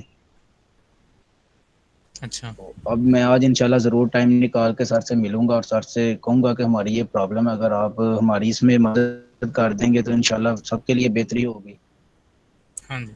हम मतलब दो पेपर तो आप इकट्ठे नहीं दे आप भी सकते ना, दुआ मतलब वो कीजिएगा। गैप से रख लें, कुछ कर लें। बिल्कुल। अच्छा, वैसे ना यूनिवर्सिटी का जो मकसद है ना आपको बुलाने का, वो पेपर लेना ही था। और अब मुझे थोड़ा थोड़ा समझ आ रहा है, शायद मतलब दिस में प्योर गैस, इस पे वो ना कीजिएगा। उन्होंने आपको बुलाया है मिड्स के लिए, प्लस हो सकता है आपको उन्होंने ना आपको लैब्स के लिए बुलाया हो। पिछली जो लैब्स थी ना आपकी, यानी कि BS थर्ड भी आपके साथ आ रहा है ना, उनकी जो लैब्स शायद वो भी पेपर उन्होंने साथ ही लेके ख़त्म करना है, शायद मेरा ये ख्याल है। लेकिन उनको बुलाने का मकसद ना आपको यहाँ पर ऑन साइट वो सिर्फ पेपर लेना है, क्योंकि 15 दिसंबर के बाद फिर से जो है वो कहते हैं ऑनलाइन जो है वो मामला होगा आपका। चलें सर, आप भी दुआ कीजिएगा हमारे हक में। है ना, अल्लाह ताला चलो मैं इंशाल्लाह। तो हम लोग पढ़ रहे हैं कॉपी कंस्ट्रक्टर, ठीक है। तो फ्रेंड ऑफ क्लासेस जो होती हैं, यानी कि अगर आप किसी फंक्शन को किसी क्लास का फ्रेंड बना देते हो, तो वो फंक्शन उस क्लास के प्राइवेट मेम्बर्स को एक्सेस कर सकता है। और जब आप इस तरीके से अ, एक क्लास के ऑब्जेक्ट को दूसरे क्लास के ऑब्जेक्ट के इक्वल करते हो, यानी कि असाइनमेंट करते हो, तो इस केस में मेंबर वाइज असाइनमेंट होती है। मतलब क्या, कि बॉक्स वन की विड्थ बॉक्स टू की विड्थ में कॉपी होगी, बॉक्स वन की लेंथ बॉक्स टू की लेंथ में कॉपी होगी। और इस तरीके में भी यही काम होगा, यानी कि मेंबर, इसको बोलते हैं member wise assignment. Corresponding members आपस में एक दूसरे को असाइन हो जाते हैं, वैल्यू असाइन हो जाती है। और इस केस में भी कि जब आप डिक्लेयर करो और इनिशलाइज करो। अच्छा, अब हमारे पास एक और चीज़ होती है, एक और कंस्ट्रक्टर होता है जिसको हम बोलते हैं कॉपी कंस्ट्रक्टर। डिफ़ॉल्ट कंस्ट्रक्टर था हमारे पास जिसको कोई पैरामीटर पास नहीं होता है, एक था पैरामीटराइज कंस्ट्रक्टर जिसको कोई पैरामीटर पास होता है, और एक होता है कॉपी कंस्ट्रक्टर, ठीक है। ये एक थर्ड टाइप का कंस्ट्रक्टर है, ठीक है। और ये एक स्पेशल कंस्ट्रक्टर है, ठीक है। और ये कब कॉल होता है? ये उस वक्त कॉल होता है जब आप ऑब्जेक्ट क्रिएट करते हो और इनिशियलाइज करते हो, ठीक है। यानी कि जब आप ये काम करोगे ना, इस टाइम पे, बेसिकली इस टाइम पे कॉपी कंस्ट्रक्टर कॉल होगा, ठीक है। तो कॉपी कंस्ट्रक्टर एक स्पेशल कंस्ट्रक्टर है जो कब कॉल होता है? नंबर वन, जब आप एक ऑब्जेक्ट को क्रिएट करते हो और इनिशियलाइज करते हो। देखो ना, बॉक्स टू को क्रिएट कर रहे हो और साथ इनिशियलाइज भी कर रहे हो बॉक्स वन के साथ, तो यहाँ पर रेक्टेंगल क्लास का कॉपी कंस्ट्रक्टर कॉल होगा। तो हमने तो अभी कॉपी कंस्ट्रक्टर को नहीं लिखा, तो बेसिकली डिफ़ॉल्ट कॉपी कंस्ट्रक्टर जो होता है वो मौजूद होता है। डिफ़ॉल्ट कॉपी कंस्ट्रक्टर बताता है कि उसमें वो मेंबर वाइज असाइनमेंट करता है। तो आप ये जान लें कि कॉपी कंस्ट्रक्टर जो है वो एक स्पेशल कंस्ट्रक्टर है जो कि ना अमूमन 3 वक्तों में कॉल होता है। नंबर वन, जब आप एक ऑब्जेक्ट क्रिएट करो और उसको इनिशियलाइज करो दूसरे ऑब्जेक्ट के साथ, ठीक है। नंबर टू, जब आप किसी फंक्शन में पास करो, as a pass by value करो, किसी फंक्शन को पास बाय वैल्यू करो तब कॉल होता है। या किसी फंक्शन से रिटर्न करो, रिटर्न बाय जो रिटर्न होती है ना वैल्यू, तो तब कॉपी कंस्ट्रक्टर कॉल होता है। जब आप रिटर्न कर रहे हो, रिटर्न एक होता है पास बाय वैल्यू, एक होता है रिटर्न बाय वैल्यू कह लो। तो इन 3 सूरतों में कॉपी कंस्ट्रक्टर कॉल होता है, ठीक है। कब कॉल होता है? जब ऑब्जेक्ट क्रिएट करो, इनिशियलाइज करो दूसरे ऑब्जेक्ट से, जब किसी फंक्शन को पास बाय वैल्यू करो, ठीक है। पास बाय रेफरेंस नहीं, पास बाय वैल्यू को पास करो तो कॉपी बनती है और फिर आगे पास होती है। या फिर किसी फंक्शन से आप रिटर्न कर रहे हो वैल्यू को, यानी कि रिटर्न कर रहे हो, pass by value, return by value कर रहे हो, तब कॉल होता है, ठीक है। तो और जो इम्पोर्टेंट बात है, अब ये हम देखते हैं ना, स्टूडेंट स्कोर डॉट एच, ये वर्जन 1 है, इसको हम देख खोलते हैं अपने पास।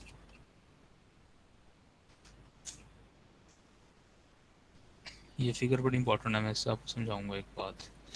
अच्छा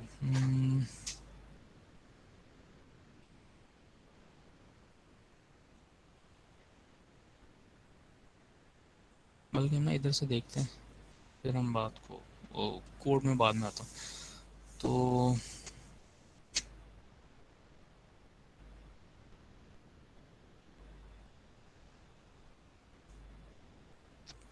ये ना एक क्लास है स्टूडेंट टेस्ट स्कोर्स की, ठीक है।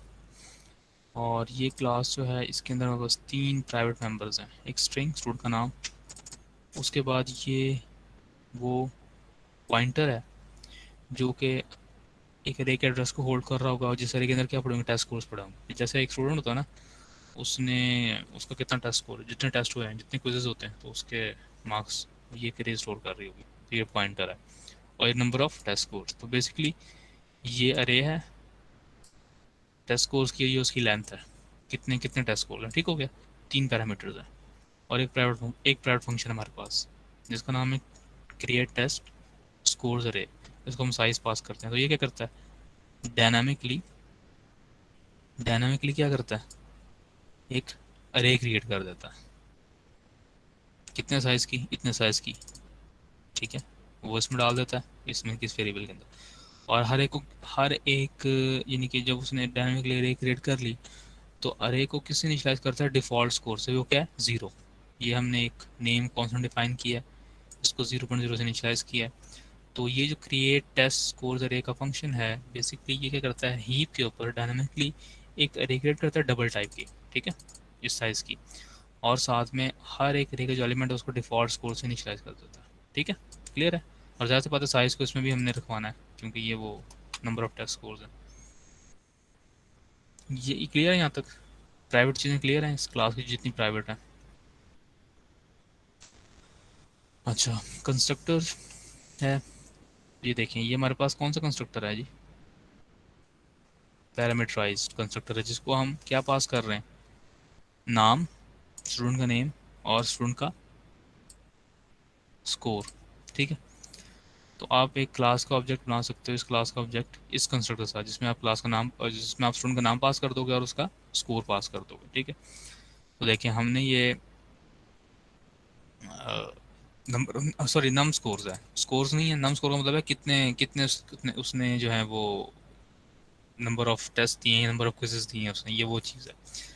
तो हमने तो नाम तो इस तरीके से कॉपी कर दिया, स्ट्रिंग है ना, तो ये तो कॉपी कर दी हमने इस तरीके से। और ये हमने फिर अब क्या किया, अब हमने चूंकि इतने यानी कि इस स्टूडेंट के जो है वो उसने इतने क्विजेस दिए हैं, तो हमने एक अरे बना, ये वाले ये फंक्शन कॉल कर लिया क्रिएट टेस्ट अरे का। तो ये क्या करेगा, बेसिकली एक अरे बना देगा इतने साइज़ की जो दरख्वास्त की गई है, और उन सबको जीरो से इनिशियलाइज करता है, तमाम एलिमेंट को, ठीक है। और ये डिस्ट्रक्टर है, मैंने आपको बताया था रूल ऑफ थंब, जब भी आपकी क्लास में कोई पॉइंटर आ जाएगा, ठीक है, और कंस्ट्रक्टर में आप उसको डायनामिकली एलोकेट कर रहे हो, देखो ना, ये हम फंक्शन कॉल कर रहे हैं, उस कंस्ट्रक्टर में आप इस पॉइंटर को, इस पॉइंटर में जो एड्रेस आ रहा है वो हीप से आ रहा है, ये आप डायनामिक एलोकेशन कर रहे हो। किसी भी क्लास के कंस्ट्रक्टर के अंदर आप डायनामिक एलोकेशन कर रहे हो, तो उसका डिस्ट्रक्टर आपने लाजमी लिखना है, उसमें आप उसको डिलीट भी करोगे। तो ज़ाहिर सी बात है, जब ये डिस्ट्रक्टर कॉल होगा तो हमने जो हीप एरे डिक्लेयर किया उसको हमने डिलीट भी करना है, ठीक हो गया। ये सेट टेस्ट स्कोर है, ठीक है। बेसिकली ये स्कोर जो है इंडेक्स पे सेट कर देगा, यानी कि ऐसा हमने एक स्कोर की अरे बनाई है, तो कौन सा इंडेक्स पे, यानी कि आप कौन से वाले इंडेक्स के ऊपर कौन सा स्कोर देना चाहते हो, वो ये उसके लिए है। ये स्टूडेंट का नाम सेट करने के लिए है, ये स्टूडेंट का नाम गेट करने के लिए है, और ये नंबर ऑफ टेस्ट स्कोर्स, यानी कितने टेस्ट स्कोर हैं वो गेट करने के लिए। और ये स्पेसिफिकली जो ये वाला फंक्शन है आखिरी वाला, ये किस लिए है, ये बेसिकली जो टेस्ट स्कोर है किसी भी इंडेक्स पे पड़ा हुआ उसको हासिल करने के लिए, ठीक है। तो ये क्लियर है, ये जितनी पब्लिक चीज़ें हैं क्लास की वो क्लियर है आपको, इसमें कोई इशू तो नहीं है, बता दें। यस सर, क्लियर है। बहुत अच्छा। अच्छा,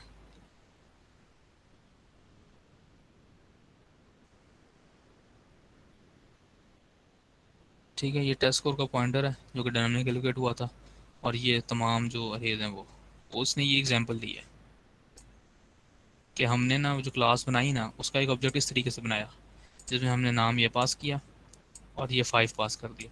तो होगा क्या, होगा ये कि नाम तो नाम में साइन हो जाएगा सिंपल, और जो टेस्ट स्कोर है क्योंकि एक पॉइंटर है तो ये आपने हीप पे रे क्रिएट किया तो 5 साइज की रे हीप पे क्रिएट होगी, स्टार्टिंग एड्रेस इधर मिल जाएगा और ये इसको इधर पॉइंट कर रहा होगा। ठीक हो गया।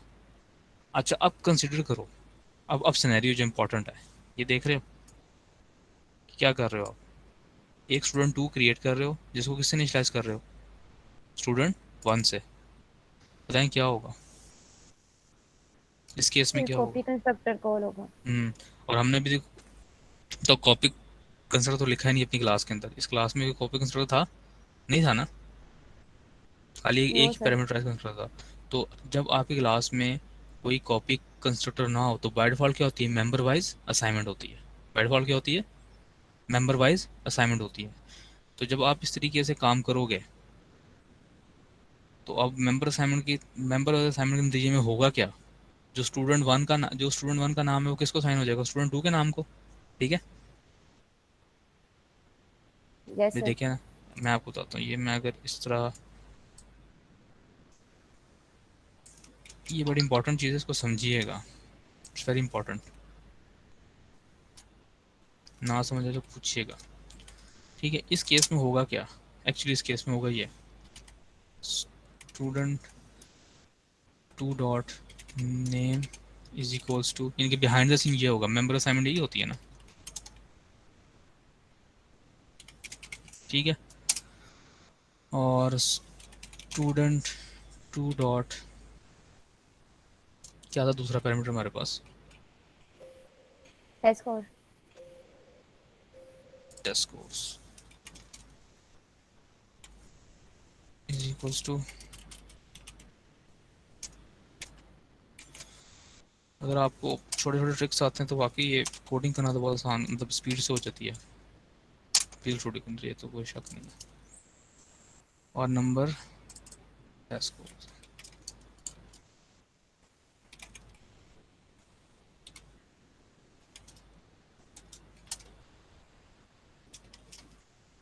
ठीक है जी। तो जब ये लाइन एग्जीक्यूट होगी तो कॉपी कंस्ट्रक्टर कॉल होगा, चूंकि अब आपने कॉपी कंस्ट्रक्टर लिखा नहीं हुआ तो बाय डिफॉल्ट क्या होगा, मेंबर वाइज असाइनमेंट होगी, इसका नेम इसको साइन कर दो, इसका टेस्ट स्कोर इसको साइन कर दो, इसके नंबर ऑफ टेस्ट को इसको साइन कर दो। ठीक है, यही होगा ना, मेंबर असाइनमेंट यही होती है जो हमने अभी पढ़ी थी ऊपर। क्लियर है, यस सर।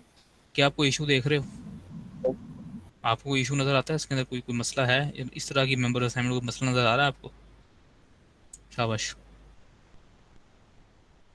सर अरेज, बताएं, शाबाश, मस कोई भी बताया सर कि पहला मसला। ही, सर सिर्फ पहला ही जो है अरे का जो है क्या उसे कहते हैं कॉपी होगा, बाकी अरे के लिए तो फिर हमें इसको अरे सब्सक्रिप्ट वगैरह यूज करने पड़ेंगे शायद।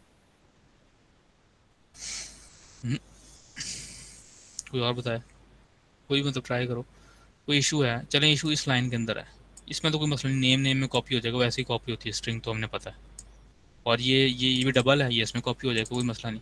इसमें क्या मसला है, ये पॉइंटर है ना टेस्ट स्कोर, अब पॉइंटर में आप इस तरह से कॉपी कर रहे हो, होगा क्या,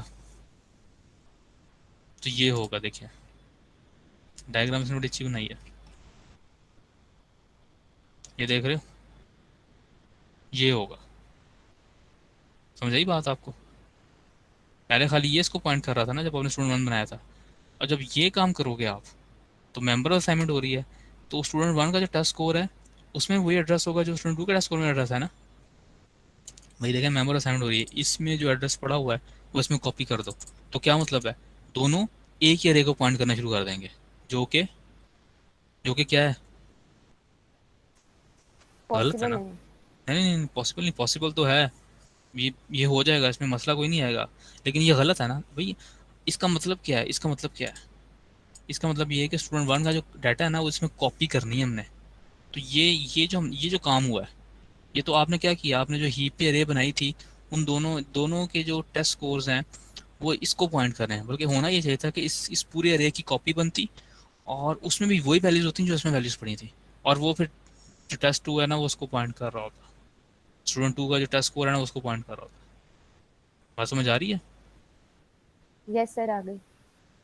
दोबारा सुनिएगा, इंपॉर्टेंट पॉइंट है, बड़ा इंपॉर्टेंट पॉइंट है। पॉइंटर के केस में क्या हुआ, जब पॉइंटर होता है तो आपकी मेंबर असाइनमेंट होती है, यानी कि ये वाला डाटा इसमें कॉपी हो जाएगा, यानी कि ये पॉइंटर खाली इसमें कॉपी हो जाएगा। इससे होगा क्या कि दोनों के दोनों इसको पॉइंट करना शुरू कर देंगे, इस अरे को। एक्चुअली में इसका मकसद ये था कि स्टूडेंट 1 की कॉपी बने और वो इसको असाइन हो जाए। तो उसका मतलब क्या है, ये जो अरे आपने डायनेमिकली एलोकेट की इसकी भी कॉपी बननी चाहिए और वो इसको असाइन हो, और दोनों कंटेंट सेम होने चाहिए। कंटेंट सेम होंगे लेकिन कॉपी अलग अलग होगी, अलग अलग होगी ना। देखें देखें, जैसे ये नाम है, ये अलग नाम है, ये अलग नाम है, मतलब ये दोनों वेरिएबल्स एक को पॉइंट नहीं कर रहे। ये अलग वेरिएबल है, ये अलग वेरिएबल है। इसी तरह से ये अलग वेरिएबल है, ये अलग वेरिएबल है, लेकिन चूंकि ये एक पॉइंटर है जो कि एक मेमोरी को पॉइंट कर रहा है, तो जब ये हम इस तरह से असाइनमेंट करेंगे तो क्या होगा, दोनों एक ही जो हीप पे मेमोरी लोकेट हुई है उसको पॉइंट करना शुरू कर देंगे, जो कि सही नहीं है।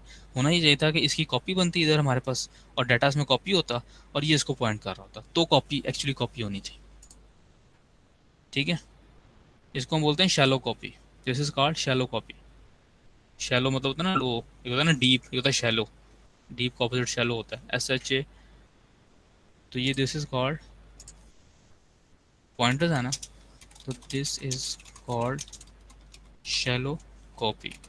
तो रूल ऑफ थंब यहाँ पे याद रखना है आपने, जब भी आपकी क्लास में पॉइंटर्स इन्वॉल्व होंगे, पॉइंटर्स, और आप उससे कुछ डायनामिक मेमोरी एलोकेट कर रहे हो कंस्ट्रक्टर में, तो आप पे मस्ट है क्या कि आपने उसका डिस्ट्रक्टर भी लिखना है, आपने उसका कॉपी कंस्ट्रक्टर भी लिखना है। क्योंकि कॉपी कंस्ट्रक्टर नहीं लिखोगे तो मेंबर असाइनमेंट होगी, शैलो कॉपी हो जाएगी, और शैलो कॉपी होने से एक मसला क्रिएट हो जाएगा। अच्छा, एक मसला और भी आ सकता है। फर्ज करो स्टूडेंट 1 जो है ना वो डिस्ट्रॉय होता है पहले और स्टूडेंट 2 बाद में डिस्ट्रॉय होता है। स्टूडेंट 1 जो है, स्टूडेंट 2 पहले डिस्ट्रॉय होगा ना, स्टूडेंट 1 बाद में होगा। आपको पता है ना, जिस सीक्वेंस में ऑब्जेक्ट क्रिएट होते हैं उसके उल्टे सीक्वेंस में डिस्ट्रॉय होते हैं। तो होगा क्या, अब इस तरीके से आपने कॉपी कंस्ट्रक्टर ने लिखा तो ये शैलो कॉपी हो गई, दोनों पॉइंटर्स एक ही डाटा को पॉइंट कर रहे हैं। तो सबसे पहले कौन सा जब मेन आपका खत्म होगा सबसे पहले कौन सा ऑब्जेक्ट डिस्ट्रॉय होगा, स्टूडेंट 2 ना। तो जब स्टूडेंट 2 डिस्ट्रॉय होगा तो ये रेड डिस्ट्रॉय हो जाएगी ना, और जब स्टूडेंट 1 डिस्ट्रॉय होने जाएगा ना तो वो इसको दोबारा डिस्ट्रॉय करेगा, तो क्या होगा, रन टाइम पे आपको एरर आ जाएगा। दोबारा सुनिएगा, आपको पता है कि जिस सीक्वेंस में ऑब्जेक्ट क्रिएट करते हैं उसके रिवर्स सीक्वेंस में ऑब्जेक्ट डिस्ट्रॉय होते हैं। तो जब आपने इस तरीके से नहीं लिखा हुआ तो होगा क्या, स्टूडेंट 2 पहले डिस्ट्रॉय होगा ना, स्टूडेंट 2 पहले डिस्ट्रॉय होगा क्योंकि ये बाद में क्रिएट हुआ है, तो इसका डिस्ट्रक्टर कॉल होगा। तो डिस्ट्रक्टर जब कॉल होगा तो क्या करेगा, ये काम करेगा, इस अरे को डिलीट करते हैं, यानी कि ये पॉइंटर है ना इसमें जो एड्रेस पड़ा उसको डिलीट कर दो जाकर। तो होगा क्या, होगा ये कि ये जो अरे बनी थी ये क्या हो जाएगी, डिलीट हो जाएगी। और स्टूडेंट 1 में तो अभी भी इसका एड्रेस पड़ा हुआ है, हालांकि ये स्टूडेंट वन का जो टेस्ट स्कोर है उसमें क्या पड़ा होगा, डैंगलिंग पॉइंटर पड़ा होगा, क्योंकि ये अरे तो डिलीट हो चुकी हुई है। तो जब उसके बाद स्टूडेंट 1 के लिए डिस्ट्रक्टर कॉल होगा, पहले स्टूडेंट 2 का डिस्ट्रक्टर कॉल होगा, उसके बाद जब स्टूडेंट 1 का डिस्ट्रक्टर कॉल होगा, चूंकि स्टूडेंट 1 के टेस्ट स्कोर के अंदर डैंगलिंग पॉइंटर बना पड़ा हुआ है, तो ये जब आप इसको डिलीट करने जाओगे तो रन टाइम पे एरर आ जाएगा आपको। ठीक हो गया। तो रूल ऑफ थंब क्या है कि जब भी आपकी केस आपके जो है वो क्लासेस के अंदर सर आप पॉइंटर्स, शैलो कॉपी में बात कर रहे हैं ना, शैलो कॉपी शैलो के केस कॉपी, में ऐसा होगा। हाँ जी बिल्कुल, जब भी पॉइंटर्स होते हैं तो पॉइंटर के केस में आपको डीप कॉपी करनी पड़ती है। This is called shallow copy, यानी कि सिर्फ पॉइंटर का एड्रेस आप पॉइंट दूसरे पॉइंटर में असाइन कर रहे हो, तो ये शैलो कॉपी है।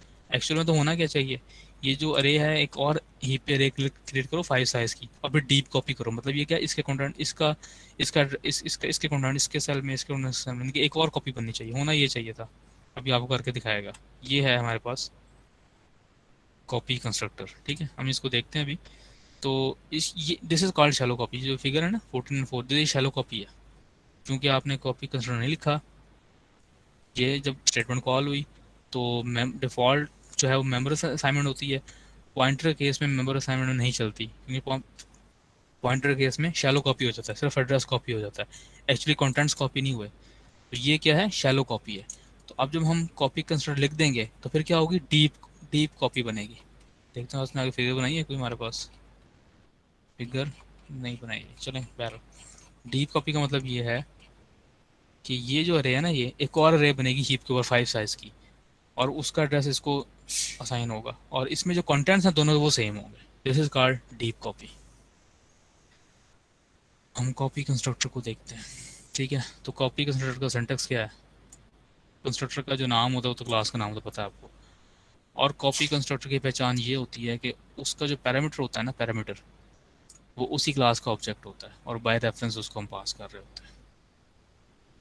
ठीक है, this is the syntax of copy constructor. इसमें सबसे जो पहला फंक्शन का हेडर है वो कैसा होना चाहिए? जाहिर सी बात है, फंक्शन का जो नाम है तो कंस्ट्रक्टर का नाम तो क्लास का नाम ही तो पता है आपको। उसको जरा पैरामीटर पास होता है, उसको जो पैरामीटर पास होता है ना, वो क्या होता है? उसी क्लास का ऑब्जेक्ट पास होता है। और बाय कैसे पास होता है? By reference. This is reference. Important. By copy क्यों नहीं हो सकता? अगर मैं यहाँ पे आपसे पूछूं, अगर मैं ये रेफरेंस उठा दूँ तो क्या होगा? ठीक है, ये आपके लिए क्वेश्चन है, इसको इसका जरा आंसर तलाश कीजिएगा। एक तो मैंने आपको बात बता दी ना, ये मेरे पास ये इसका हेडर है। हर कॉपी कंस्ट्रक्टर, किसी भी क्लास का कॉपी कंस्ट्रक्टर होगा, उसका जो है ना वो हेडर वो ऐसा ही होगा। अब ये स्टूडेंट क्लास है तो ये नाम है। अगर कोई और एबीसी क्लास होती है उसका नाम एबीसी हो जाता है। यानी कि उसकी जो उसका जो पैरामीटर पास उसको होता है वो उसी क्लास का ऑब्जेक्ट पास होता है। कैसे पास होता है? बाय रेफरेंस पास होता है। तो हमने करना क्या है? नेम नेम में असाइन करना है, स्कोर स्कोर में। ये काम तो वही है जो मेंबर असाइनमेंट थी। This is called deep copy. This is called, जो मैंने हाईलाइट किया ना, इसको क्या बोलते हैं? Deep copy. इसको हाईलाइट भी कर दिया मैंने, कुछ और भी कर सकता हूँ मैं, ये अच्छा तरीका है वैसे।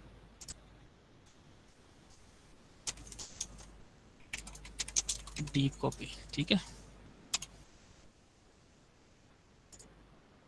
ये क्या है? डीप कॉपी है। ठीक हो गया, ये अब डीप कॉपी है। क्या कर रहे हो आप? नई अरे बना रहे हो, नई अरे बनाई आपने, और फिर आप क्या कर रहे हो?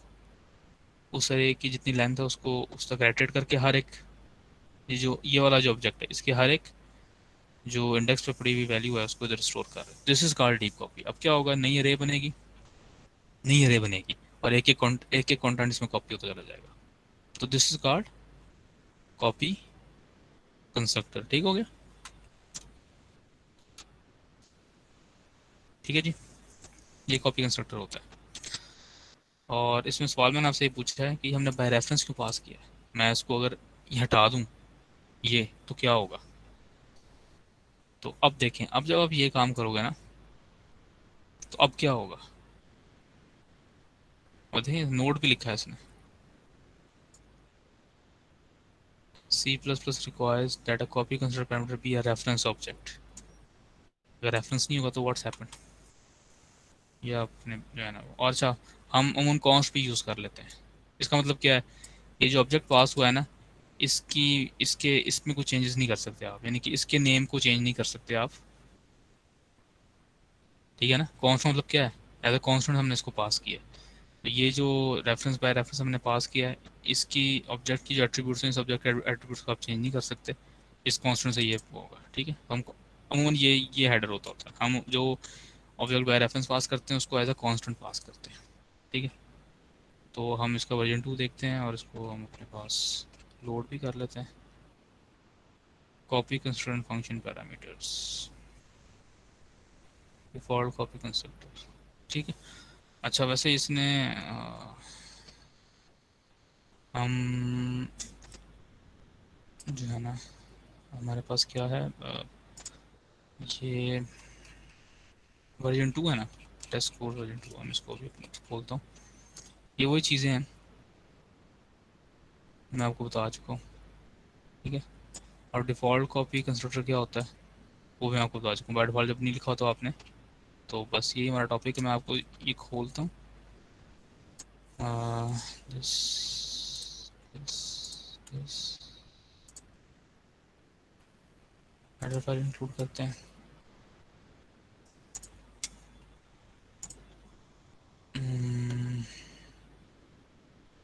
वर्जन 3,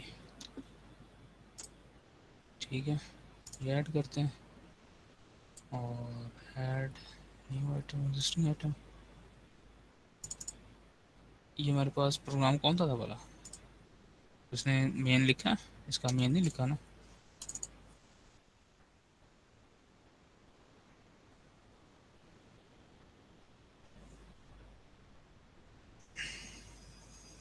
एक मिनट, ये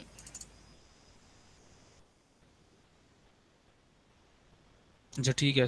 हाँ अच्छा, इसने ऑपरेटर भी वो लोड किया हुआ है। अच्छा सॉरी, मैंने गलत जो है वो,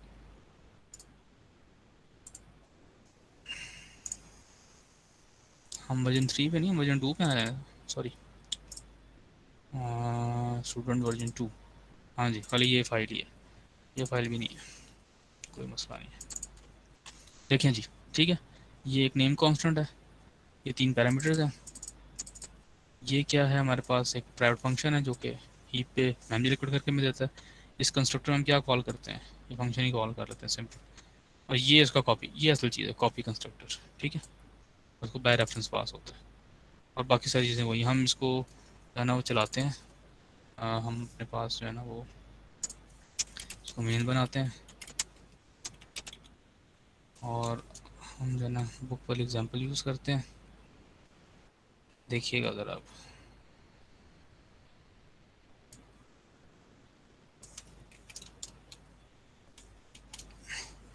तो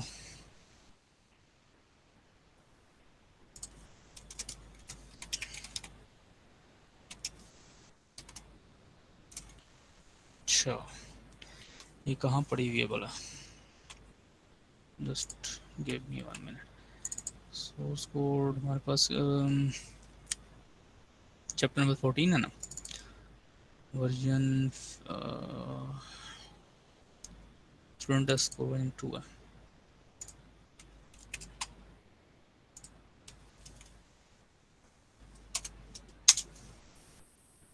ठीक हो गया, अब नहीं मसला करेगा, मैं उसको इंक्लूड कर लिया विद एब्सोल्यूट पाथ।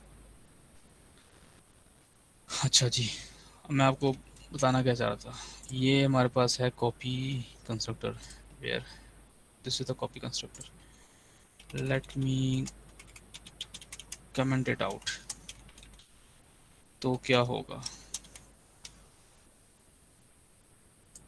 तो अब चूंकि आपने कॉपी कंस्ट्रक्टर नहीं लिखा तो बाय डिफॉल्ट कॉपी कंस्ट्रक्टर होगा, और क्या होगा, मेमोरी असाइनमेंट होगी, यानी कि शैलो कॉपी होगी। देखिएगा जब ये आखिर में ना, तो ये देखें, आपको मैं दिखाता हूँ, ऑब्जेक्ट क्रिएट हुआ था और डिस्ट्रॉय जब हुआ तो देखा आपने, ये एंड में मसला आ गया कीप करप्शन का। क्यों आ गया, मैंने आपको बता दी उसकी वजह, कि जब हमारे पास ये था, सबसे पहले स्टूडेंट 2 डिस्ट्रॉय होगा ना, तो चूंकि अब दोनों एक ही को पॉइंट कर रहे हैं, एक ही हीप को पॉइंट कर रहे हैं, ये देख लो, तो स्टूडेंट 2 तो उसको डिलीट कर देगा, और जब स्टूडेंट का डिस्ट्रॉय कॉल होने जाएगा तो जब दोबारा उसको डिलीट करेगा तो एरर आ जाएगा। तो ये एरर हमारे पास आ गया। मैं आपको अबॉर्ट करते हैं इसको, मैं आपको ना और तरीके से दिखाता हूँ। ये देखो जी, this is test score, where is destructor, this is destructor ना, इसमें मैं लगाता हूँ ब्रेक पॉइंट, ठीक है। Now start debugging.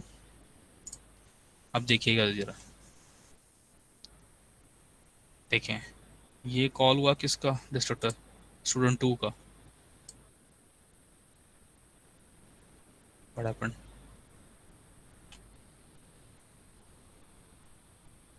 इसकी कॉलर की क्या, हाँ जी ये कॉलर की है। लेकिन जी लाइन नंबर 33 से कॉल हुआ है, यानी कि जब देखें जब मेन ख़त्म होने जा रहा है तो इससे क्या कॉल हुआ है, डिस्ट्रक्टर कॉल हुआ है। ये किसका कॉल हुआ है, अच्छा किसका कॉल हुआ है हम ये भी देख सकते हैं। और let me do one thing, बल्कि ज़्यादा अच्छा हो जाएगा, हम इस तरह कर लेते हैं, सी आउट, क्या था हमारे पास, नेम था ना स्टूडेंट का, हैंडल, ठीक है, नेम इज अनडिफाइंड, क्या नाम था उसका, स्टूडेंट नेम है। अब देखिएगा नो, अब आपको पता लगेगा कि उसको स्टार्ट डिबगिंग करते हैं। ये बड़ा इंपॉर्टेंट पॉइंट है जो मैं आपको एक्सप्लेन कर रहा हूँ, वेरी इंपॉर्टेंट थिंग। तो देखिए जी, अब हम इधर पहुँच गए ना, तो स्टूडेंट नेम में देखें क्या पड़ा हुआ। अच्छा मैं आगे चलता हूँ, स्टेप ओवर, तो ये देखियो जो स्टूडेंट 2 है, आपको नज़र आ रहा है, नहीं नज़र आ रहा होगा, मैग्नीफायर ऑन कर लेते हैं। ये देखें जी, वाह, उधर चला गया।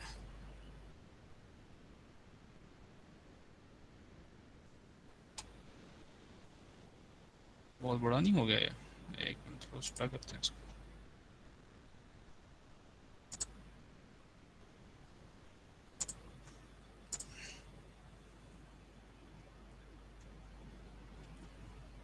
ये देखें, स्टूडेंट जो है यहाँ पे क्या है, मॉली मैकब्राइड, जो कि मतलब ये स्टूडेंट 2 है बेसिकली, जिसका कॉपी हुआ था, ठीक है। जिसका सबसे बड़ा रजिस्टर कॉल हुआ तो क्या होगा, इधर जाते हैं, हमारे पास स्टेप ओवर करता हूँ, ठीक है। तो देखें, अब स्टूडेंट 2 का रजिस्टर कॉल हो चुका हुआ है, तो आप देखेंगे आपके सामने ये लिखा हुआ आ गया, ठीक है। अब क्या होगा, दोबारा से अगर मैं जाता हूँ,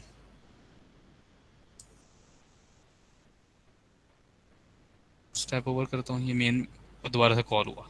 अब देखिएगा, अब हमारे पास जो है ना वो इशू आ जाएगा। लें जी, ये इशू आ गया हमारे पास, ये देखा, इसने आपको सामने इधर खोल दिया। मैं इसको बंद करता हूँ, तो ये देखें, इसका एक्सेप्शन थ्रो हो गई है कि आप ऐसी रे को डिलीट करने जा रहे हो जो कि पहले डिलीट हो चुकी है। तो जब आपने कॉपी कंस्ट्रक्टर नहीं बनाया था तो क्या हुआ,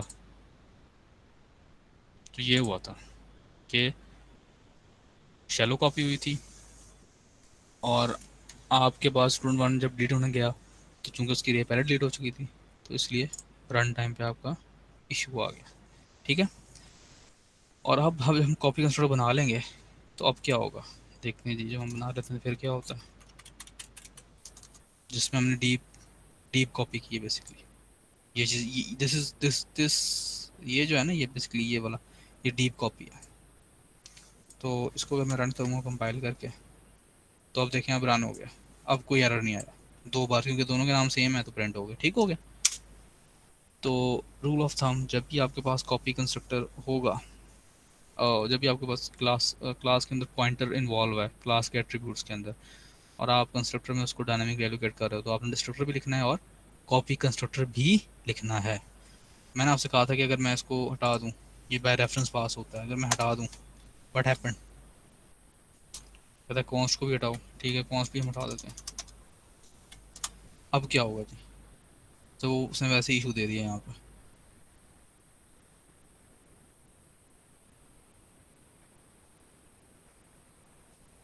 ठीक है।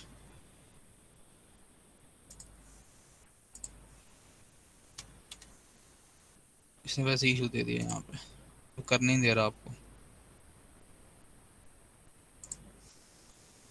अलाउ ही नहीं कर रहा। लेकिन आप देखिए, अगर आप बगैर इसके करते हो तो क्या होगा, वैसे तो उसने अलाउ ही नहीं करने दिया यहाँ पे ना, लेकिन आपसे सवाल मेरा ये है कि क्यों नहीं अलाउ ही नहीं करने दे रहा। मैं इसको बाय रेफरेंस नहीं पास करता, बाय कॉपी पास करता हूँ, तो क्या होगा, ये आपका टास्क है, ठीक है। तो दैट्स इट।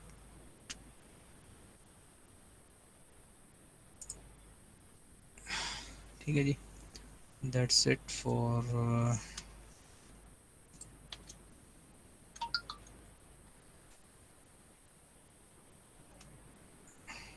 टुडेज लेक्चर, ठीक है। तो आप लोग करें तैयारी, और इंशाल्लाह हम जो है वो मिलते हैं पेपर्स में। पेपर वैसे ना आपका ऑन पेपर ही होगा, ऑन जो है ना वो कंप्यूटर वो मुश्किल है कंडक्ट करना, वो नहीं हो सकेगा, ठीक है।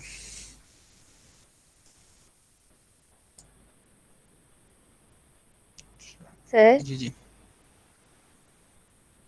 सर जो आपने कहा है कि हमें इसको बाय रेफरेंस क्यों पास करना है, हम बाय कॉपी क्यों नहीं कर सकते, सर इसका आंसर ये मे भी हो कि हमारे पास जो अरे है उसका हमने स्टार्टिंग एड्रेस देना होता है, तो जब हम आर्गुमेंट के तौर पर उसको पास करते हैं तो हम लोगों को साथ रेफरेंस का साइन लगाना पड़ता है उसको देने के क्या लिए, करते हैं, सॉरी उसका क्या स्टार्टिंग करते हैं? एड्रेस एम्परसेंड लगाते हैं उसके साथ, ताकि हम उसको उसका स्टार्टिंग एड्रेस पास कर सकें। किसका?